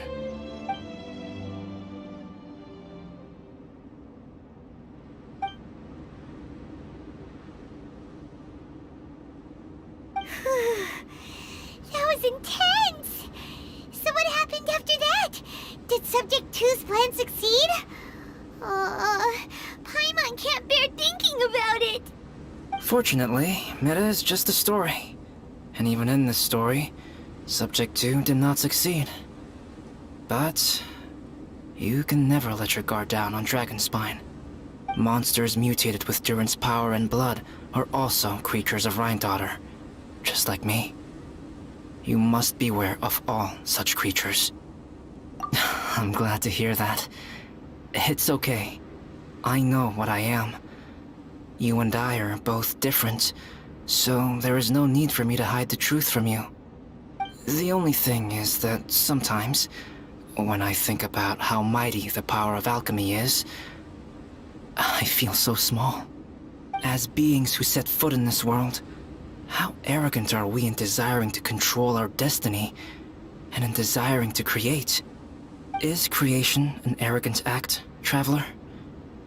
If not, why do we call the ones that created us and control us gods? If it is, then what qualifies us to call ourselves creators? How far must we take our reverence and respect, and what purpose does it serve? Nothing special, but whenever I think about it, I feel a twinge of grief. Poor Albedo. Hello? Traveler, are you here? Hey, is that Amber? Thought we might find you here. We're here to deliver a message from Cyrus. There's gonna be a big event down at the base camp, and they want you there too, Traveler. Winter camp is nearing its end.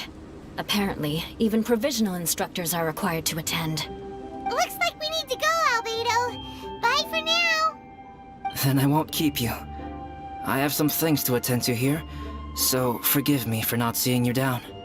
Don't worry about it. There have been no issues getting up and down the mountain recently. Is everyone ready? Let's not keep them waiting.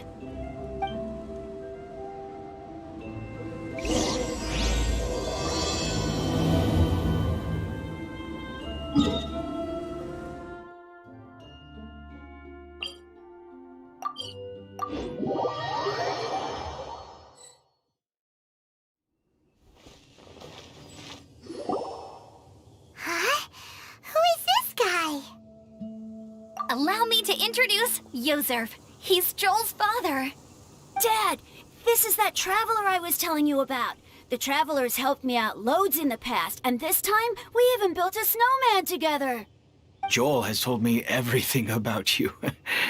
I can't thank you enough. Wow, this is amazing! Wait a second. Why is Cyrus discreetly wiping tears away? And what is Pallid doing here? Pallid is the hero of the hour this time. Go on, Pallid. Tell us what happened in your own words. Okay.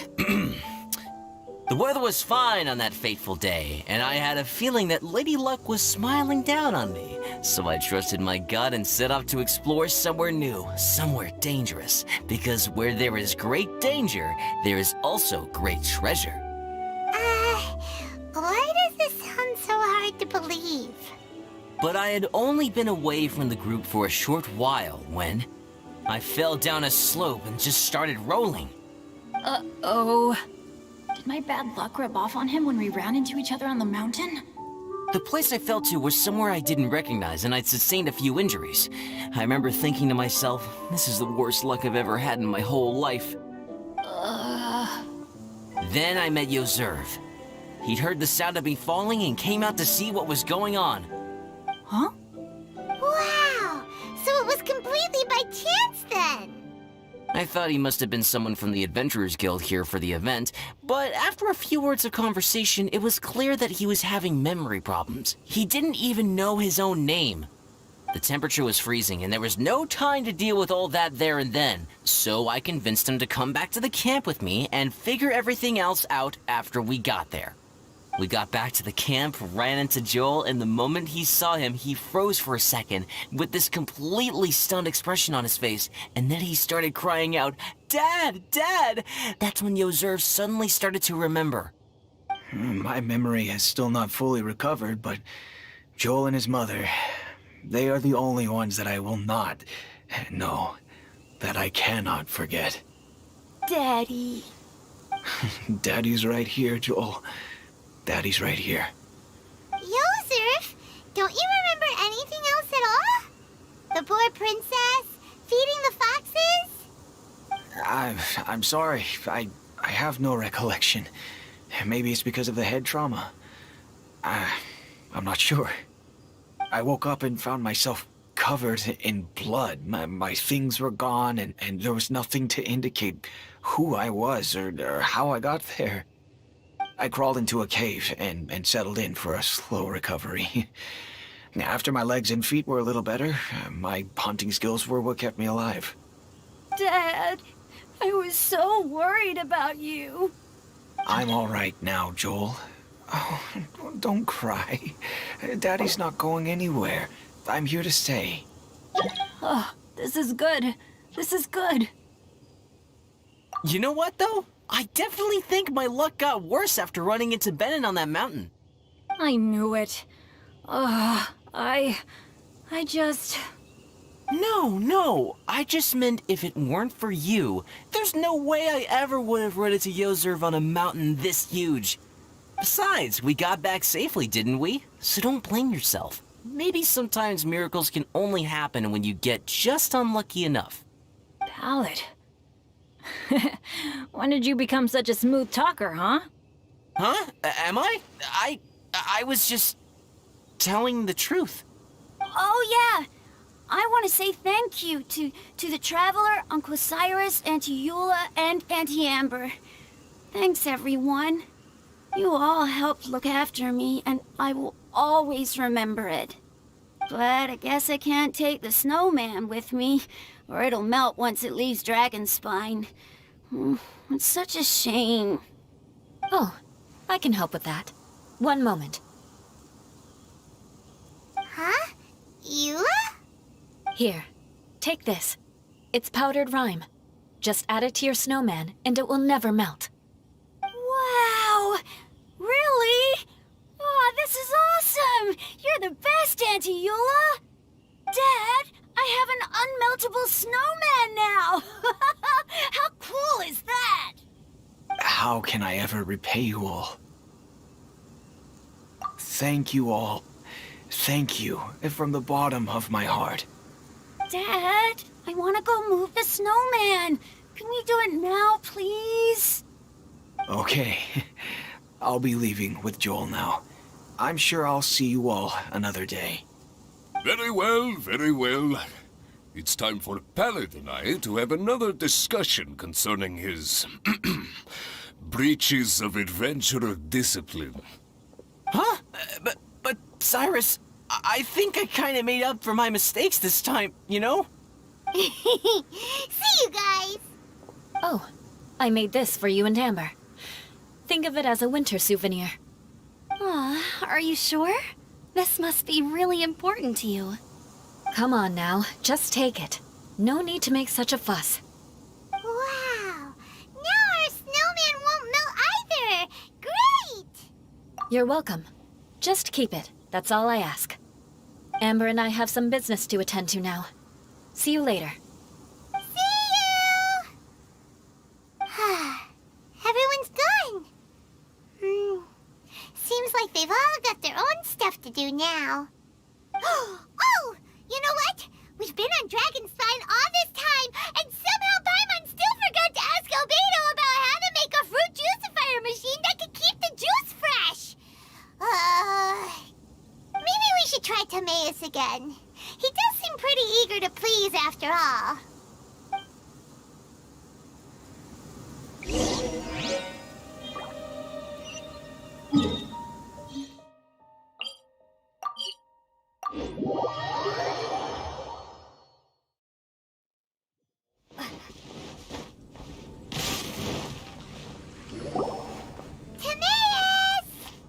Traveler and Paimon, what can I do for you?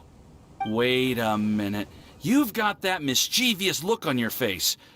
Oh, you're not still thinking about that ridiculous juicer thing, are you? Timaeus, will you help us? Well, if the Traveler isn't really interested, then, yeah, maybe I'll give this one a pass. It's just the weirdest request ever. No, but Paimon's Sunsettias are gonna go to waste without it. And the time it would take me to research something like that, I could probably pick those Sunsettias again 10 times over. New research project, Timaeus? We meet again.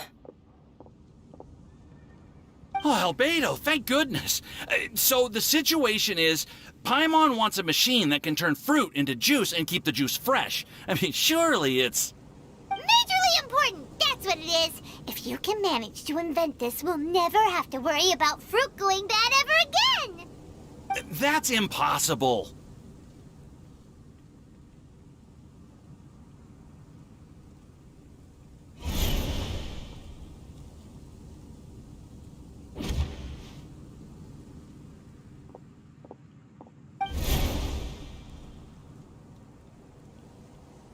Turning fruit into juice is not hard, but keeping it fresh is more difficult. But if you simply want to keep the fruit from rotting, there are many ways to achieve this. Right, Traveler?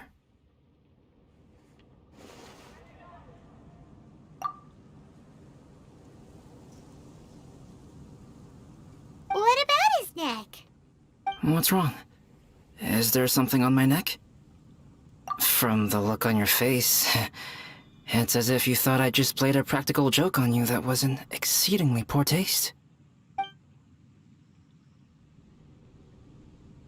Albedo, you were saying, how do you stop fruit from going bad? Well, one way would be to bury your fruit on Dragonspine, where the snow never melts all year round. But then Paimon won't be able to eat them! You could always live on Dragonspine. No, too cold for Paimon. Or you can give the fruit to me, and I would take it to Dragonspine for you. But since you don't like the cold, you'd have to send someone else to pick them up when you want them. This is where you come in, Traveler. Suddenly sounds a lot more feasible with other people doing all the work. Okay then, shall we go with that idea? Fruit buried on Dragonspine will stay fresh for much longer. However, it is also possible that the fruit will sprout and grow into fruit trees. Who knows? Maybe the next time you visit, it will have grown into an orchard. You can water the trees, add fertilizer, and when they finally bear fruit, you will have some fresh sunsettias. No way! Then Paimon will have to be a gardener. That's not the goal here. Oh? Well, I don't think being a gardener is so bad.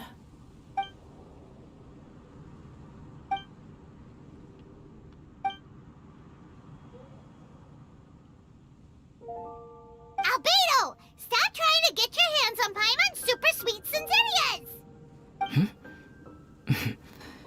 It bothers you, does it? Of course it bothers Paimon! They are the rarest, super-duper sweetest Sensitias ever! And they're not for you! Okay, but they're just Sensitias. I think you're only so attached to them because you don't have much fruit of this quality in your possession. When someone's pockets are full and their spirit is fulfilled, they don't easily fall prey to this kind of yearning. Really?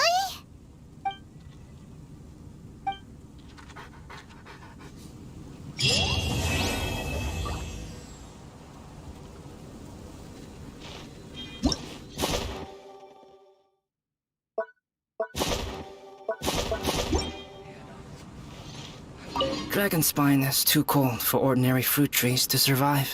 If, one day, Dragonspine did become home to gardens and orchards, there would be more reasons for people to visit.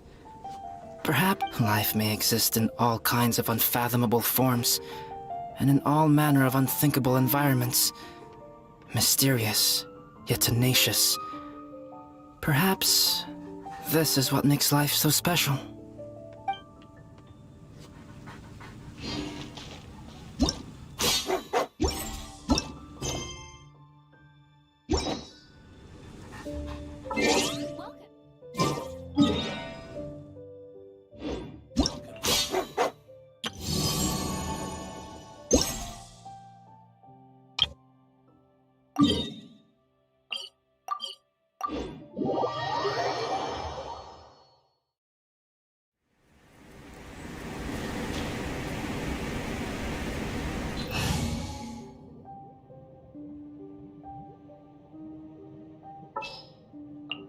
Want me to come along?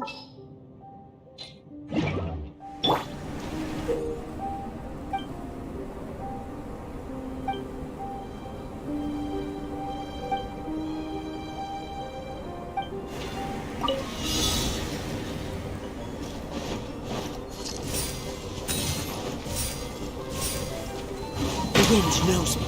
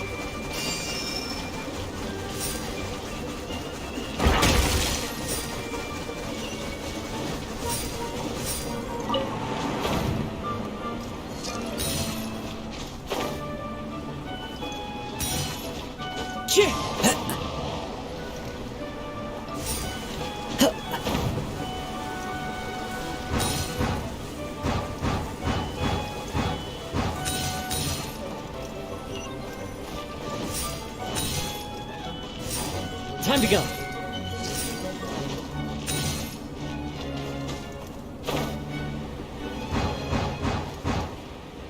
Yeah.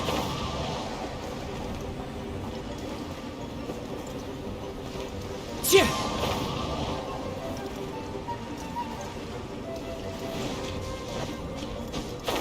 Yeah.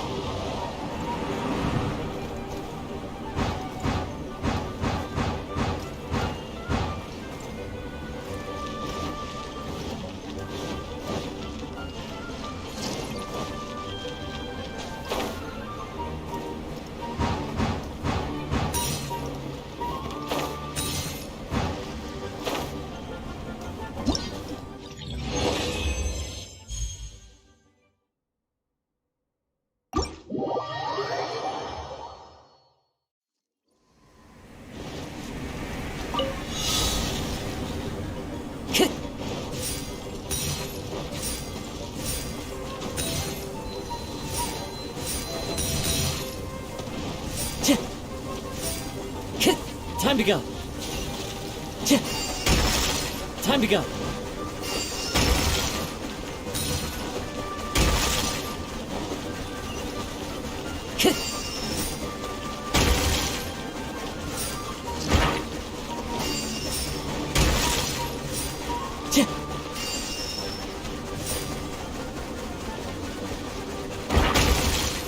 Time to go.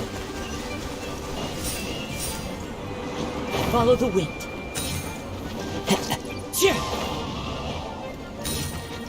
Follow the wind.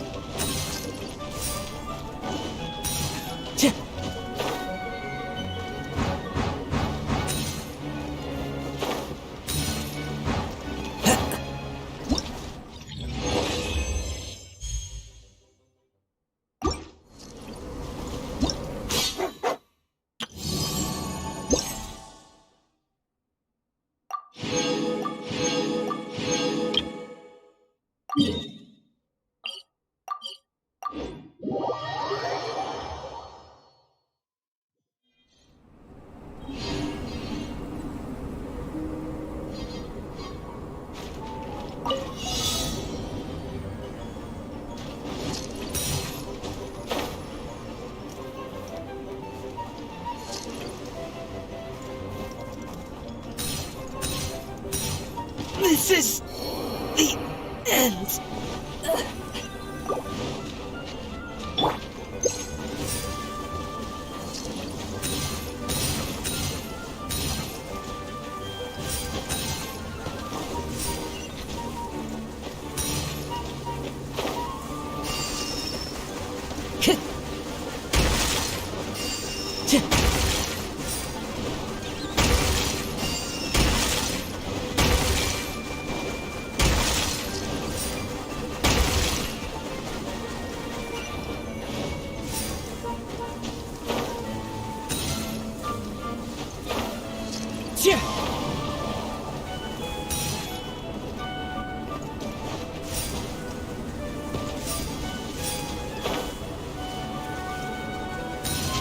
Follow the wind.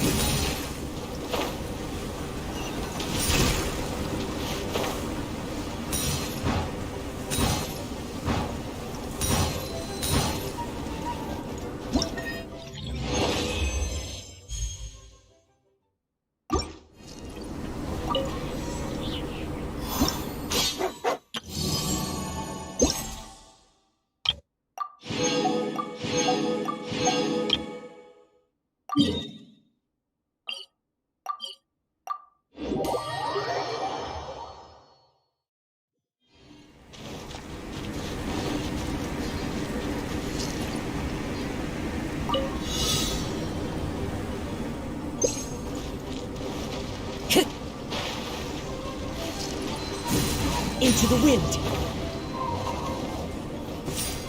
Time to go.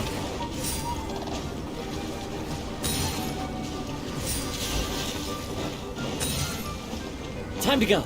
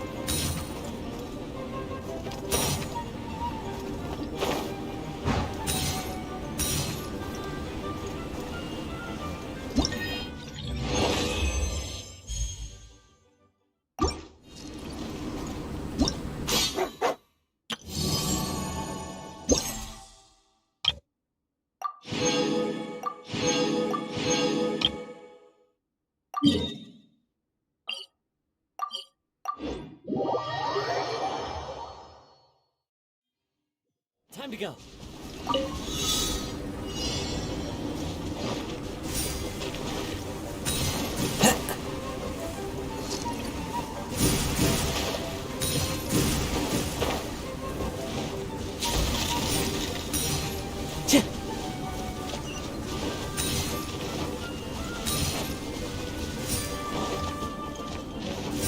Time to go.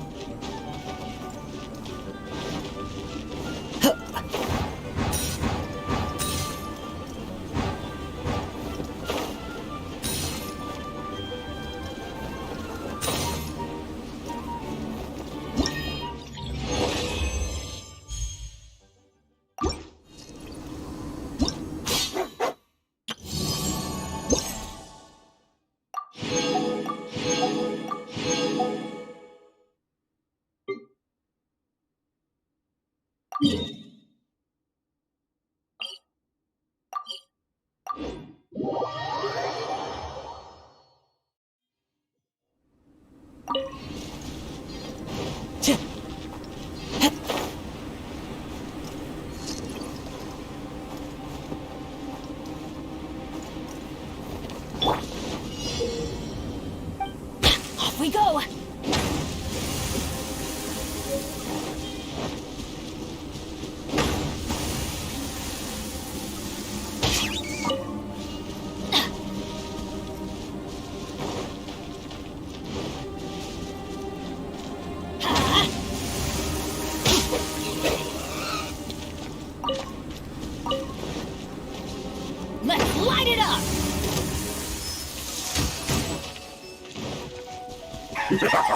Work time! Time to work!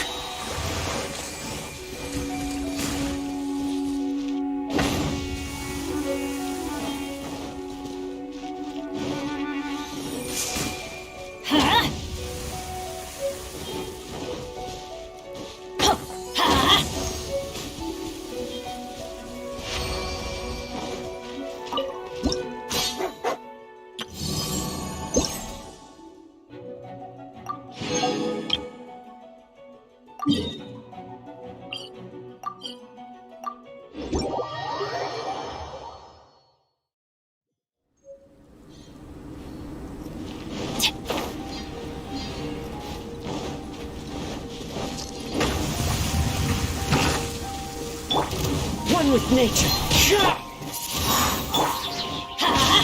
Crush!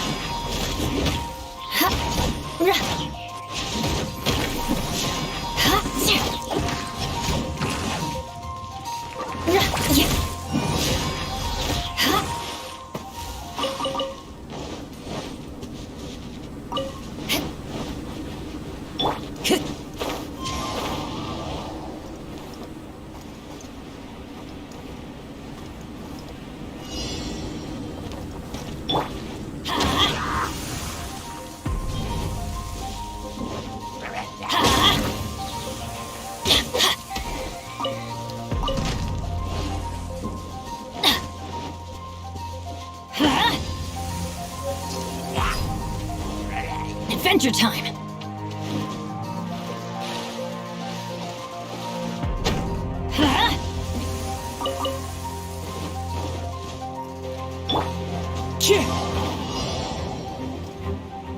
Time to go.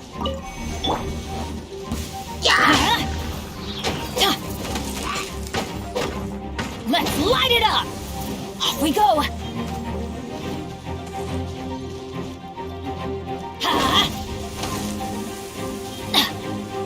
Adventure time!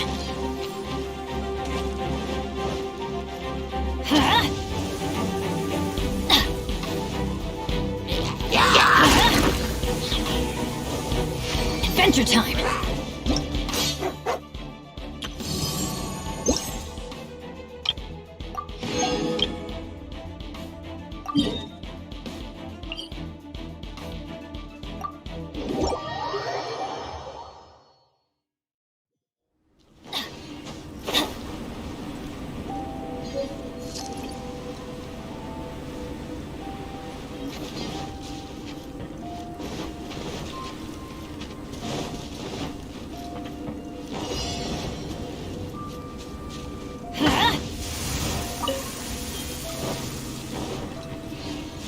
Adventure time!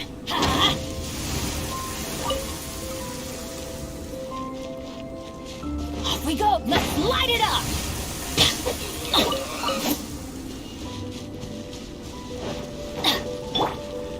Into the wind.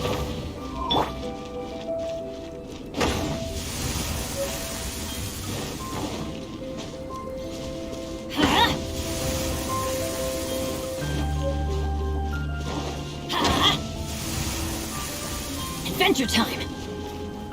Yeah!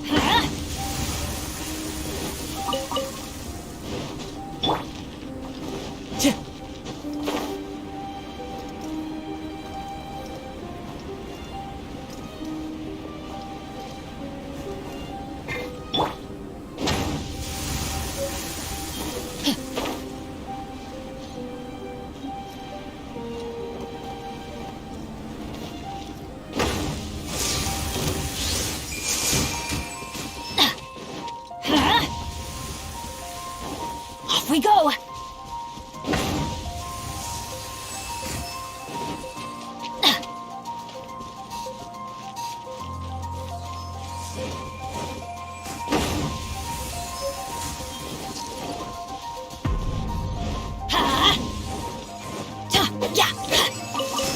Adventure time!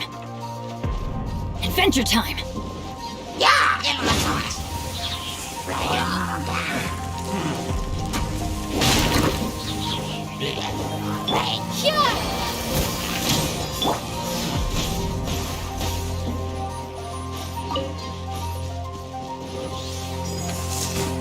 Off we go!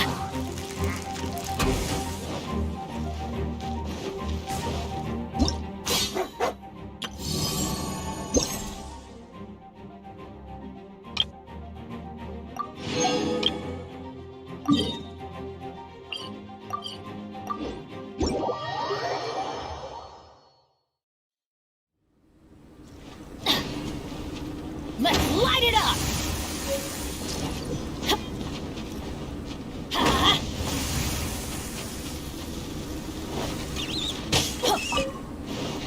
Adventure time! Why do they never miss? Shudder! More speed. Crush! Shudder!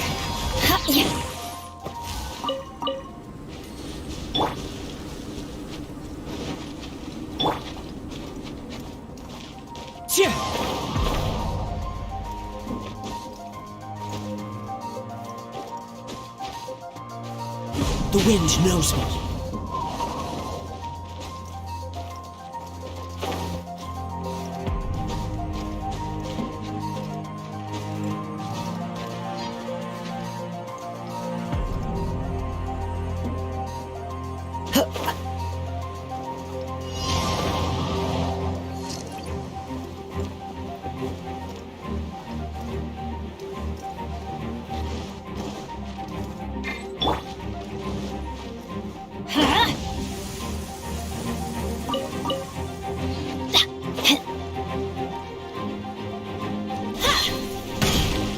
Let's light it up! Let's light it up! Off we go! Off we go!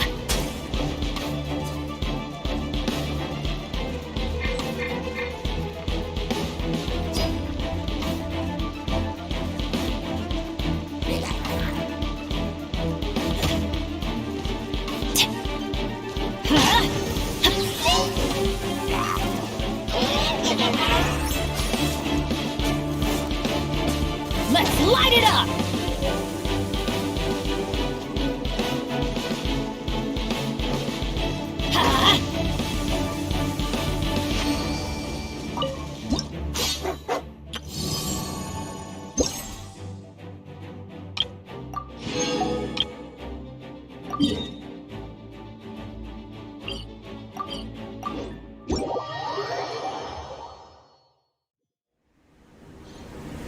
Adventure time!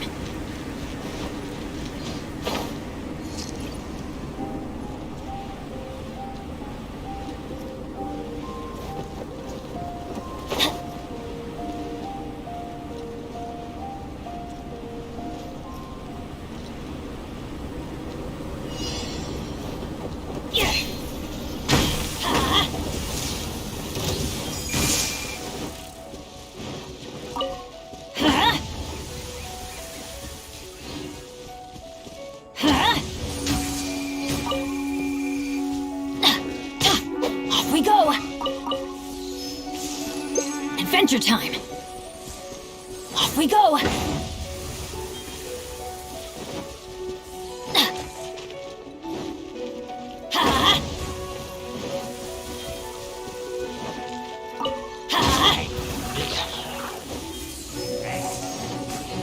Let's light it up!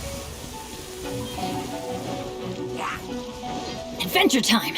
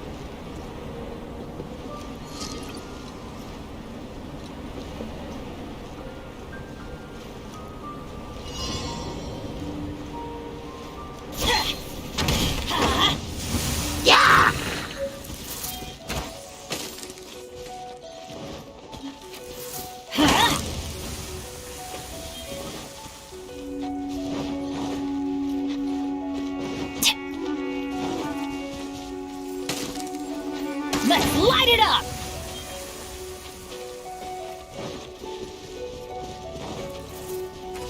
Let's light it up! Off we go! Adventure time! Ha! Off we go! Adventure time! Ha!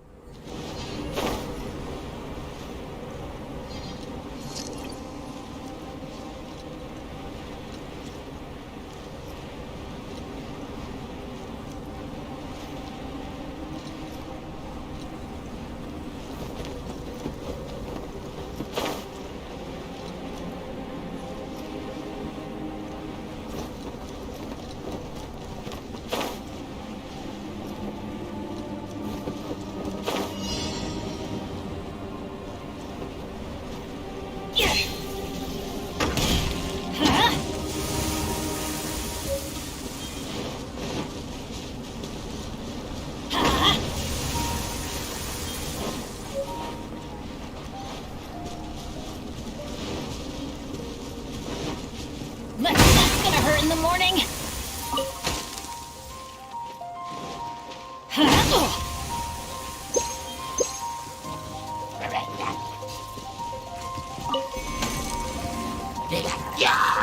Let's light it up! Adventure time!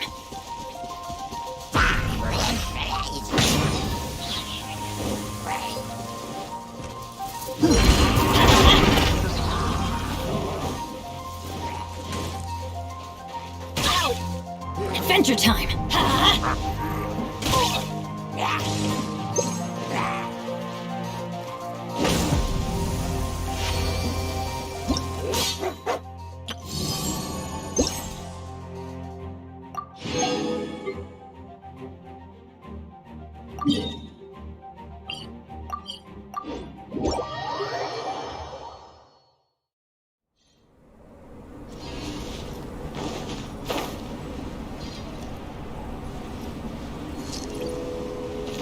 Off we go!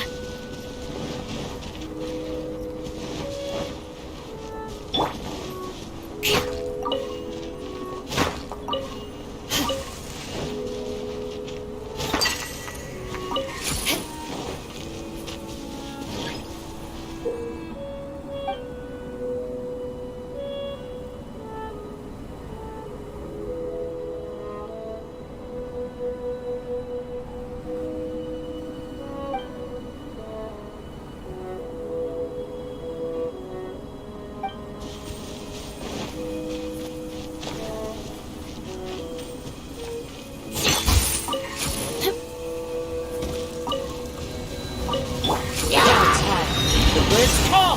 One with nature. Teamwork is dreamwork!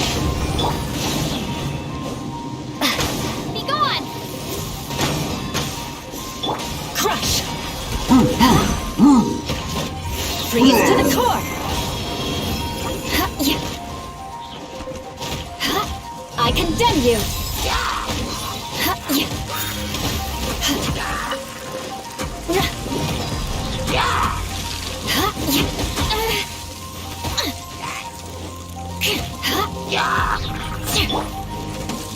The wind knows me. Shudder! Good grief!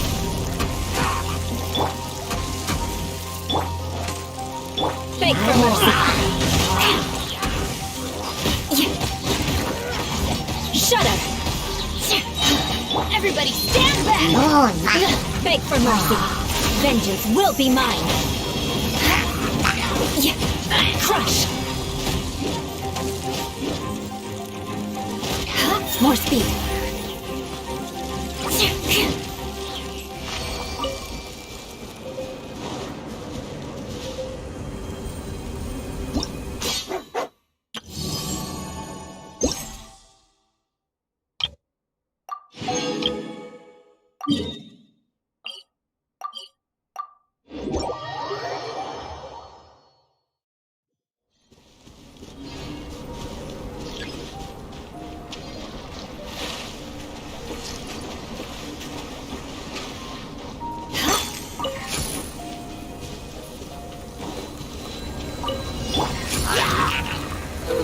Falling leaves, adorn my night into the wind. Prepare to be blown away!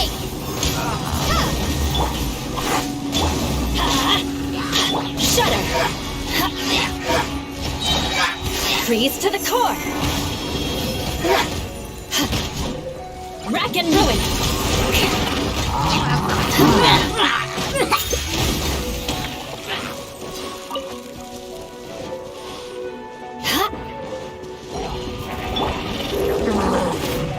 The wind knows it. Time to go. Be gone!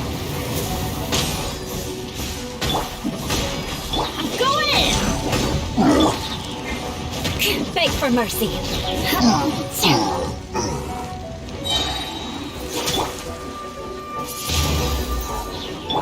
Let's light it up! One with nature. Clouds high. The birds come. Let's light it up! Vengeance will be mine! Crush! Yeah!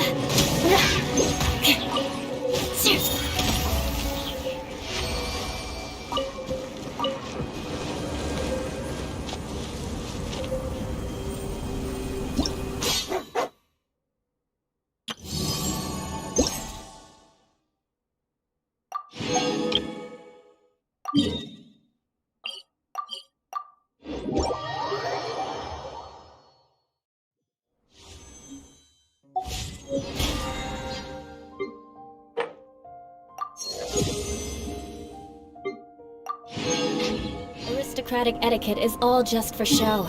Just smile and nod along.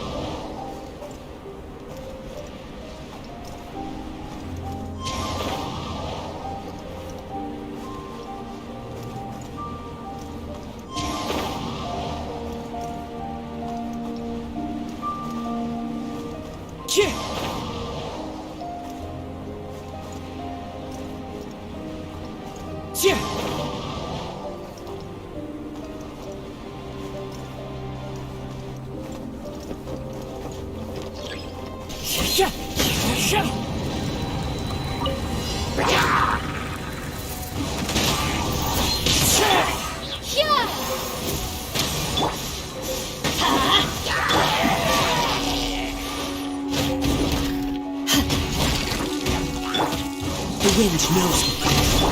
Everybody stand back! Shudder!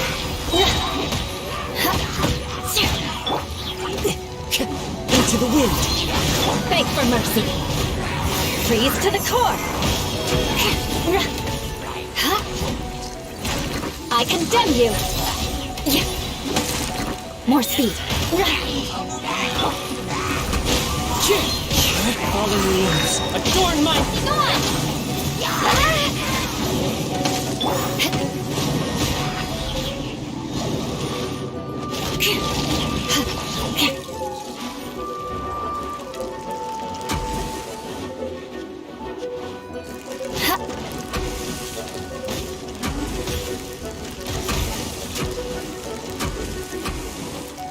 More speed.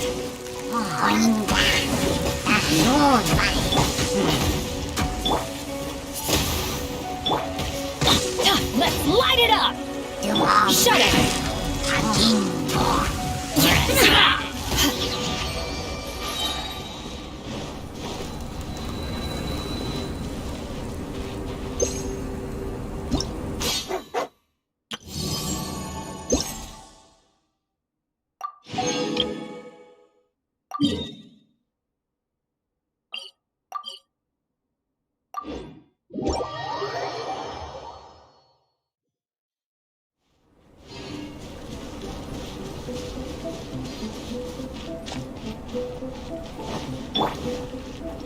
One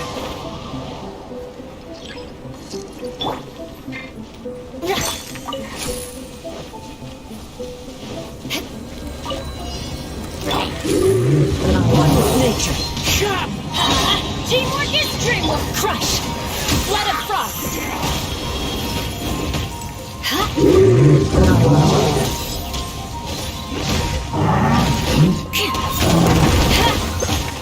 Prepare to be blown away!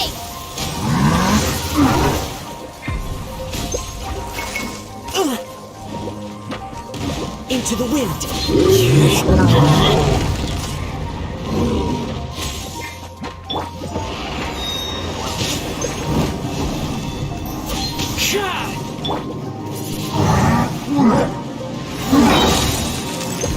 Be gone!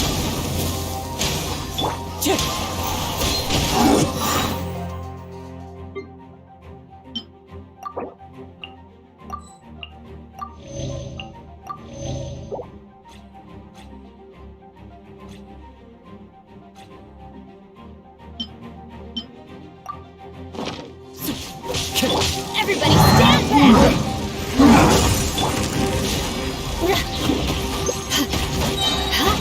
Freeze to the core! Beg for mercy!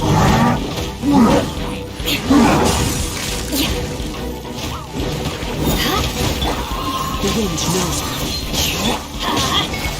As one with wind and cloud.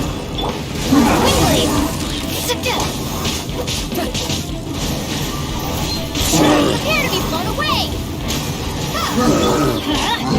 Crush! I'm going in! Vengeance will be mine!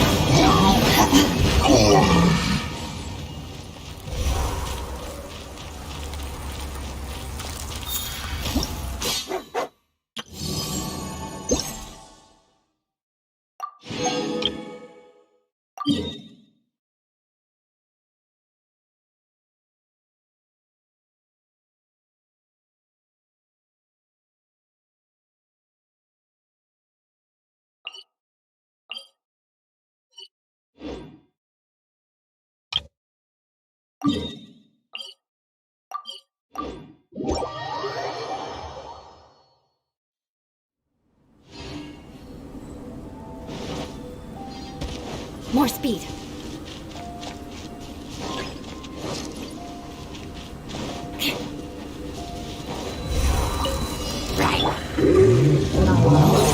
Into the wind.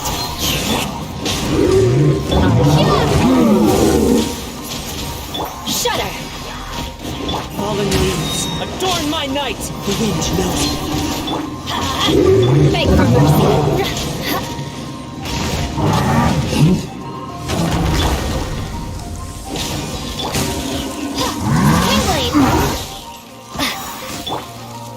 Into the wind. I always bounce back! Just let me go on!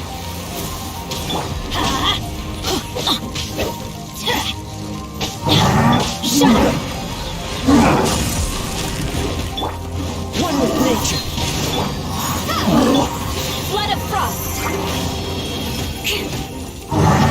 Wreck and ruin!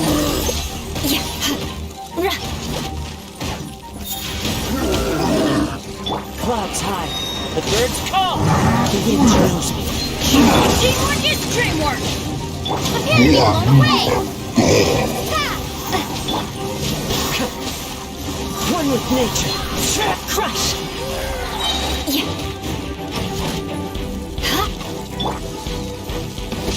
Let's light it up! Into the wind. Be gone!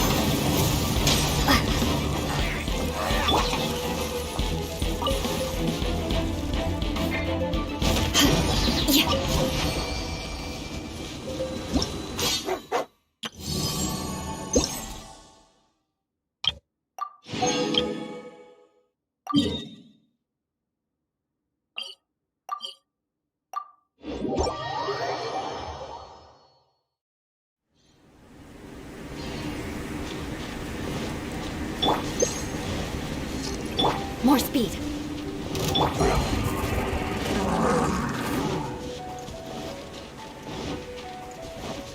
Time to go.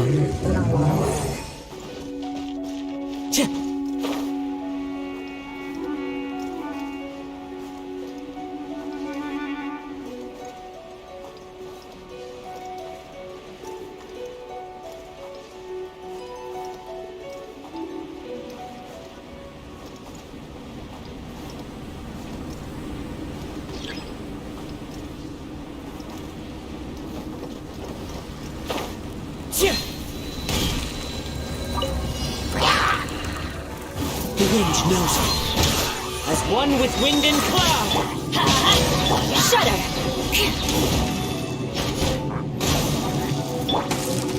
One with nature. I'm going in! Yeah!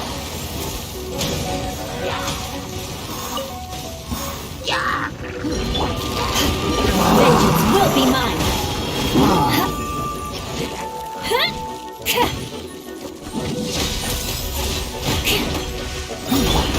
Into the wind.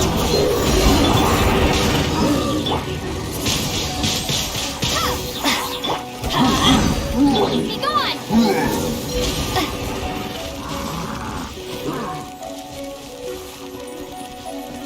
Fallen leaves. Adorn my... Everybody stand back! Beg for mercy. Eye for an eye. One with nature.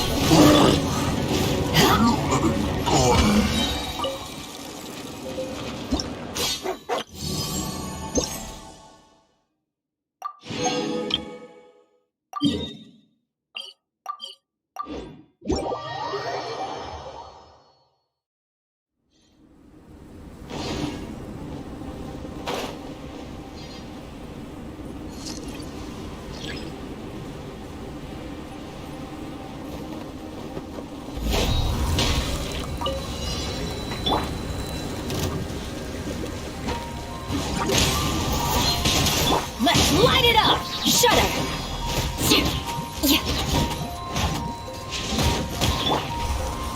Into the wind. Out of the way!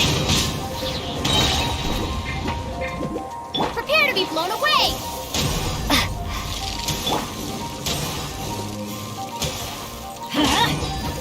Crush!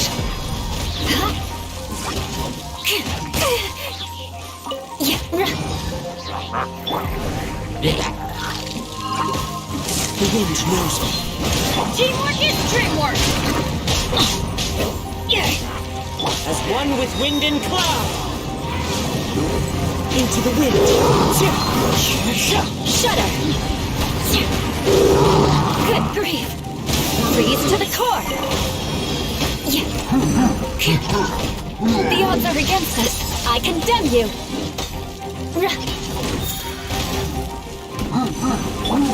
One with nature. Crush! Let's light it up! Yeah!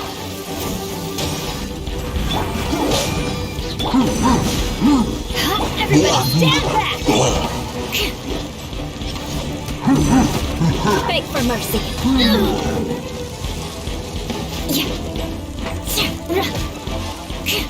Crush! Into the wind. Fallen leaves. Adorn my night.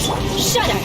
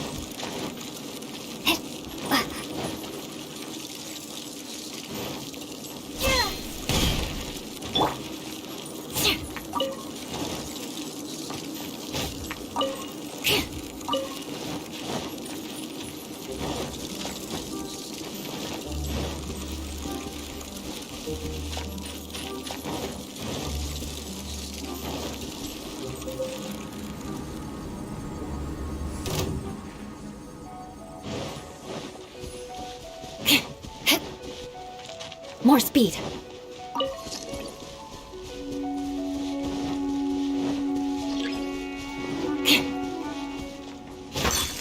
More speed.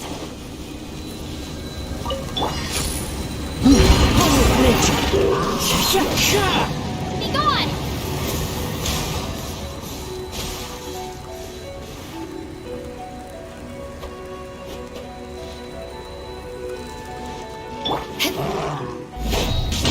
Crush! Let's light it up! Yeah! Yeah! Huh? Huh? Yeah! Vengeance will be mine! Huh? Shudder! Yeah! Huh? Huh? Yeah! Wind strike. Crush! More speed. Go in! One with wind and cloud. The wind knows me. Beg for mercy. Shudder! Freeze to the core! Rack and ruin! Let us cross swords.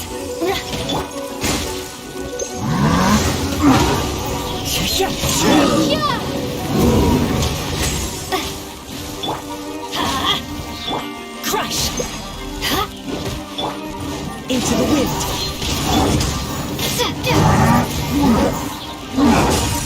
Teamwork is dreamwork!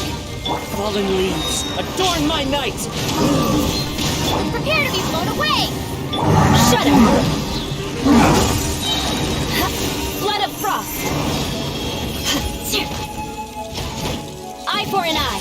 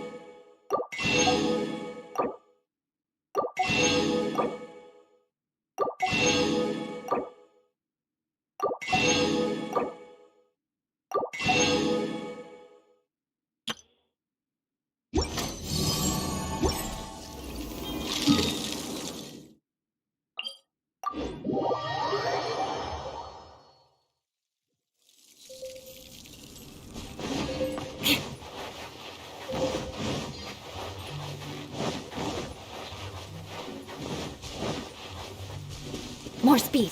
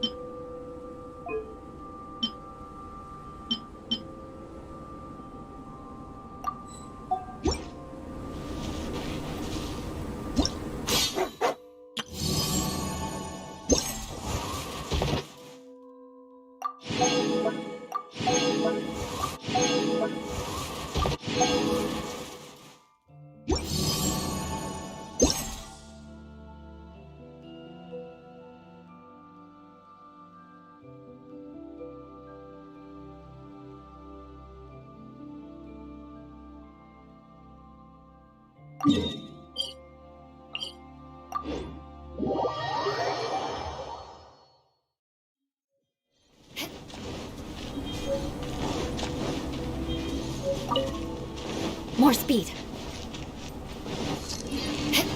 More speed.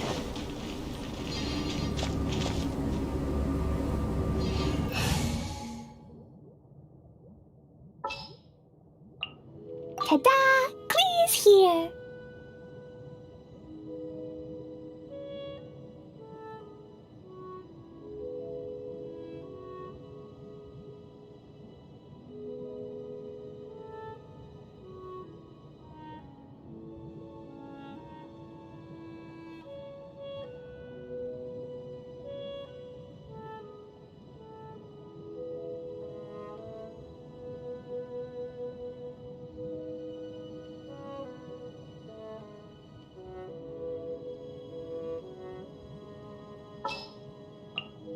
Stay close and you will live.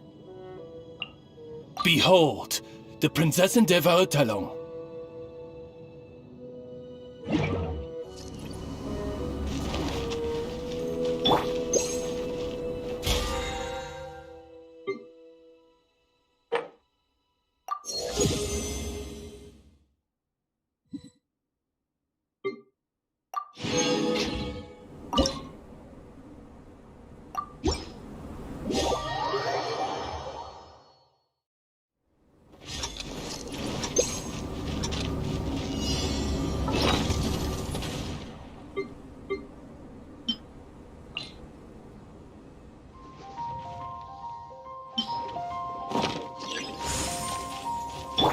Boing, boing, boom!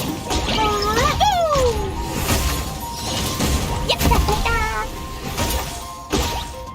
Boom!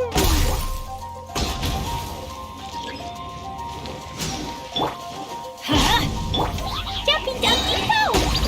Yep! First blast!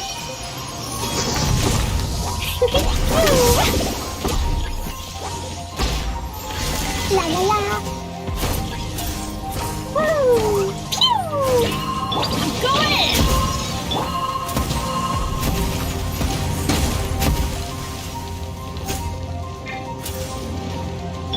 By royal decree!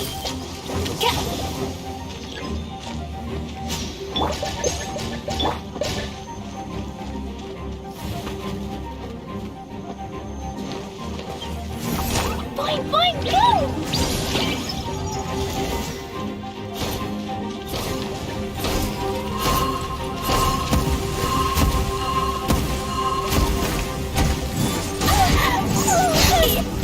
Was an accident. Reveal thyself! Midnight Phantasmagoria. Now you shall perish! Let's light it up! There is no escape!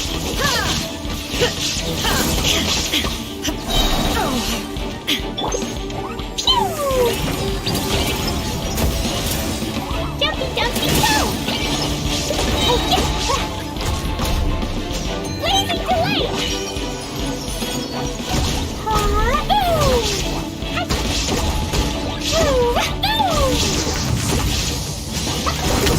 Everybody stand back! Illusion shattered! Torn to oblivion! As you wish, mein Fräulein.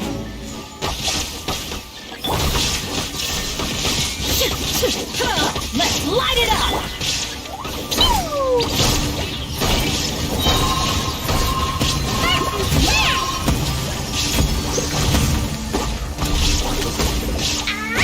Boing, boing, boom!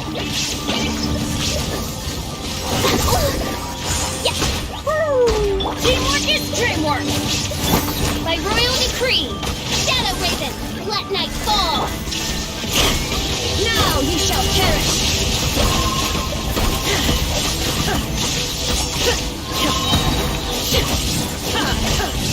There is no escape! Going up! Jumpy, jumpy, go! Boing, boing, boom! Everybody stand back! reveal thyself! Midnight. Inazuma shines eternal!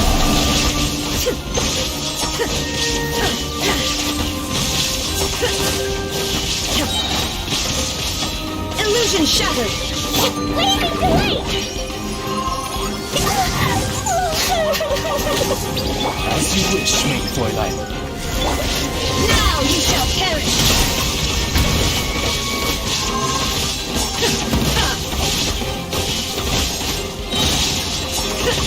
Teamwork is dreamwork! Midnight Phantasmagoria! There is no escape!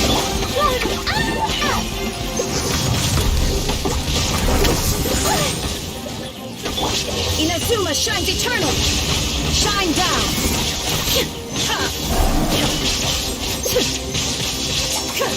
Everybody stand back!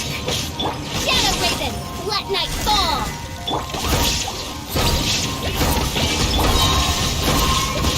Now you shall perish!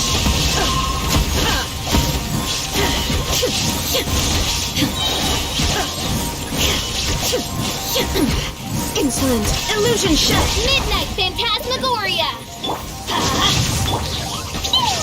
Blazing delight!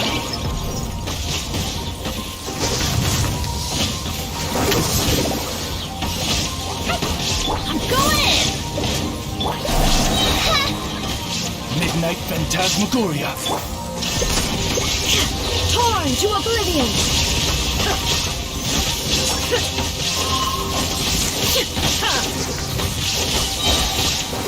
There is no escape! Let's light it up!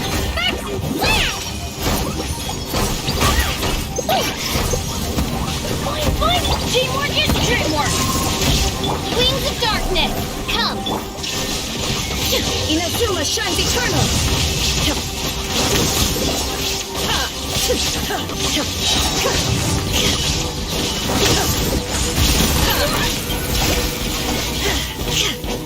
I'm going in! Let's light it up!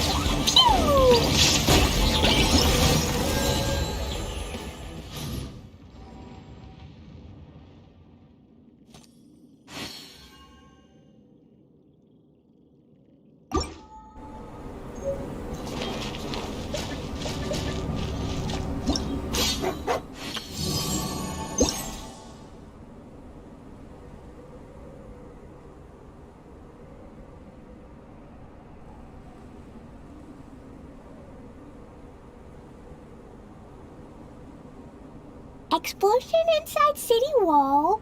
Grounded be thy woe. Explosions can hurt people. Jin can be dreadful. Mondstadt be bombed. Klee be doomed. Those are the survival rules that the Knights of Favonius gave me. Dodoko? Dodoko, where are you?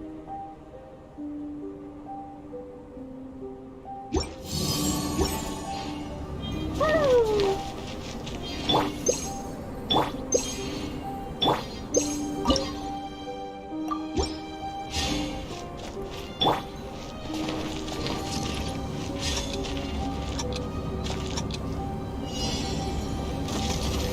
Illusion shattered!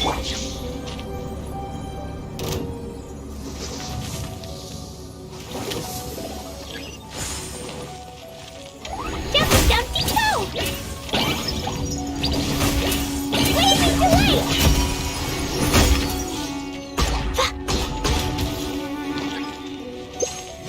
Da da da!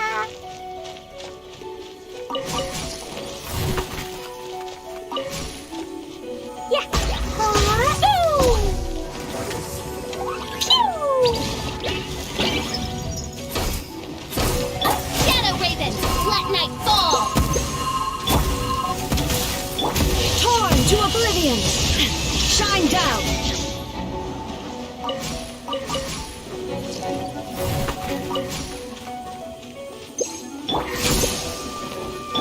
Let's light it up! Let's light it up!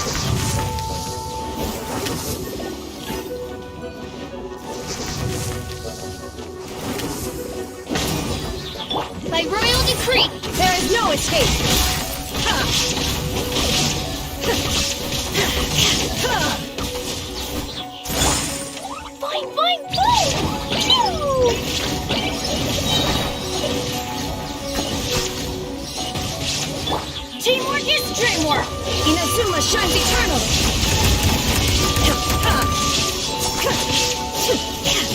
Midnight Phantasmagoria!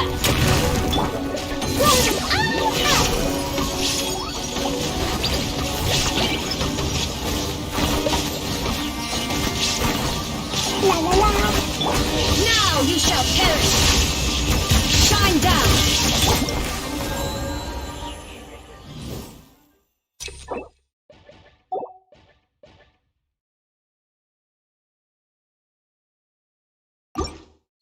These bombs are so heavy.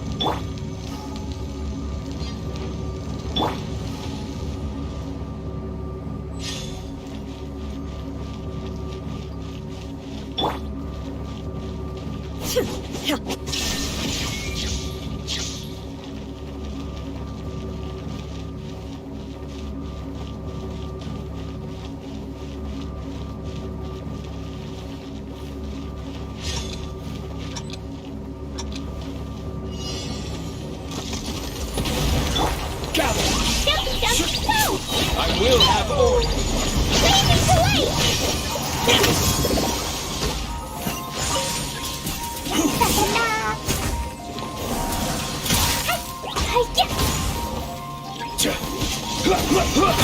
This is order.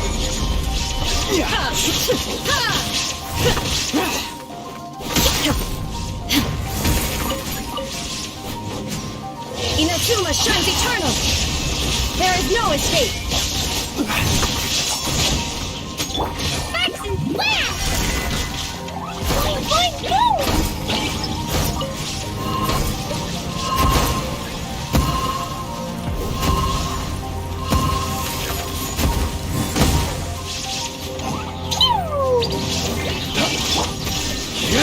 Order Now guide you you. shall perish!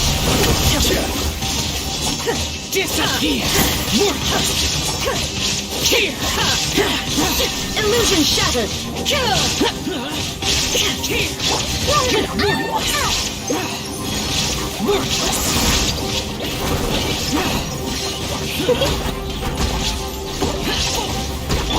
Torn to oblivion!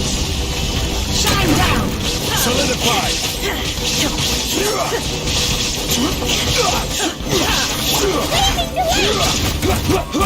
Order guide you.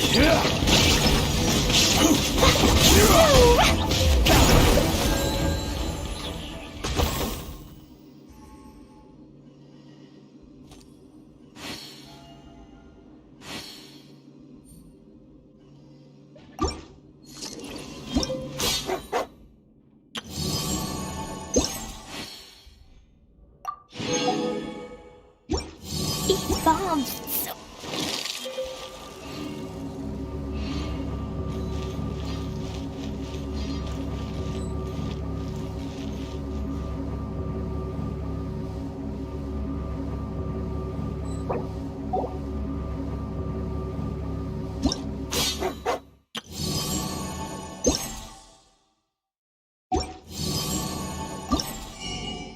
Cleo is a brave girl today. I found a really weird-looking lizard. Want me to show it to you?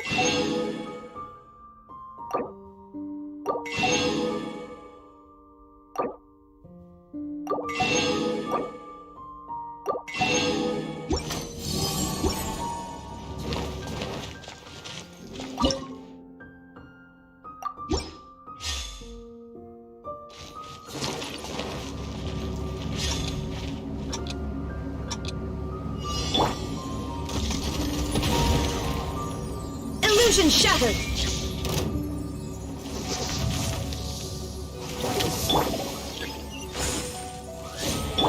Jumpy, jumpy, go!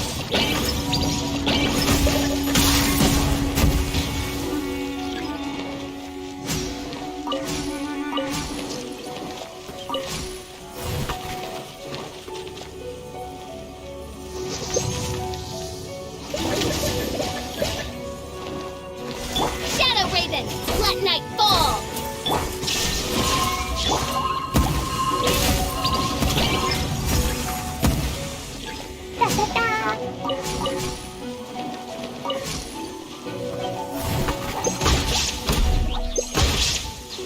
There is no escape! Inazuma shines eternally! Shine down! Rolling up. La la la.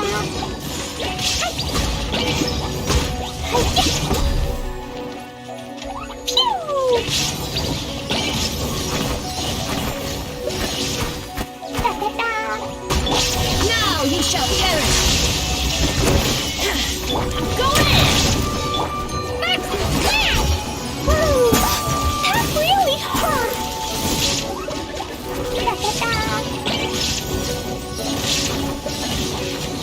Midnight Phantasmagoria! No rest for the wicked. Inazuma shines eternally!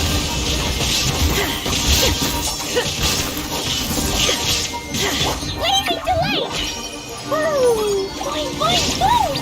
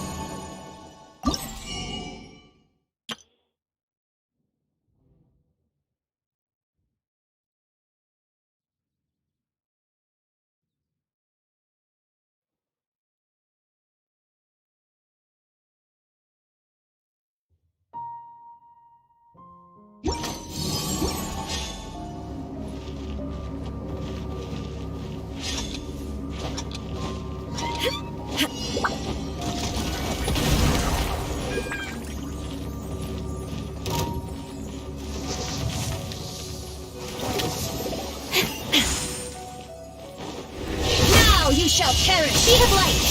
Hey! There is no escape!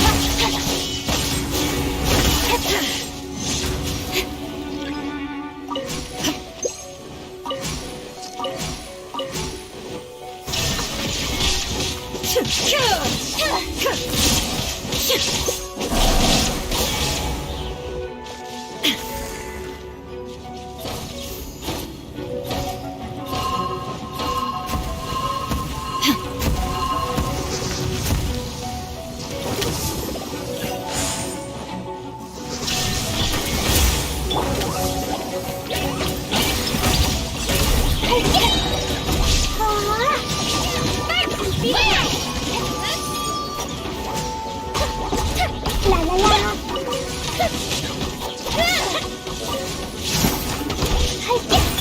Inazuma shines eternal! Goldfish and Sim! Shine down! Cut to the tape for a light today!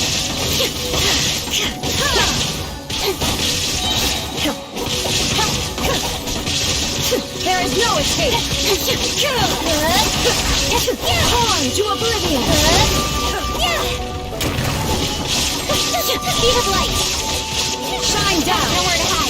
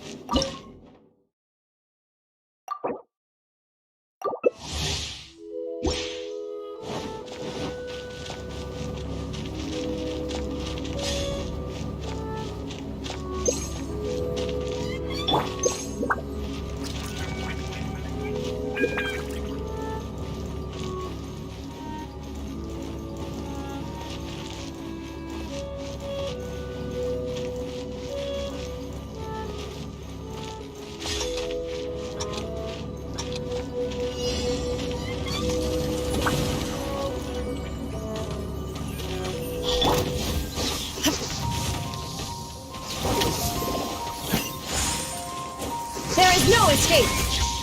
Inazuma shines eternal!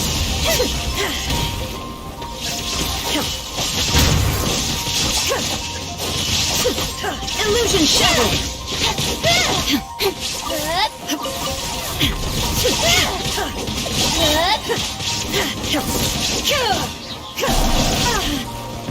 Shine down! Now you shall perish! Don't blink! Blazing blade!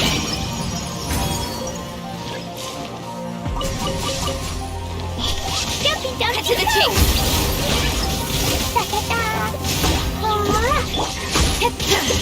There is no escape! Inazuma shines eternal!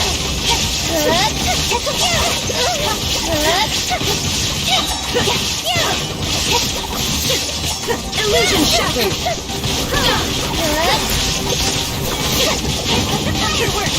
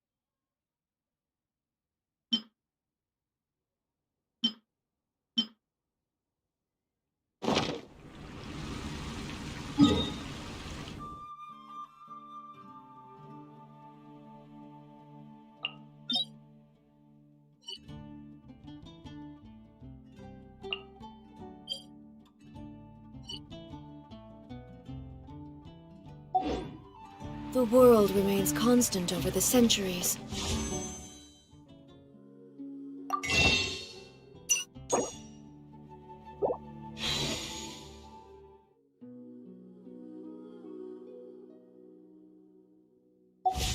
But human life is like the dew at...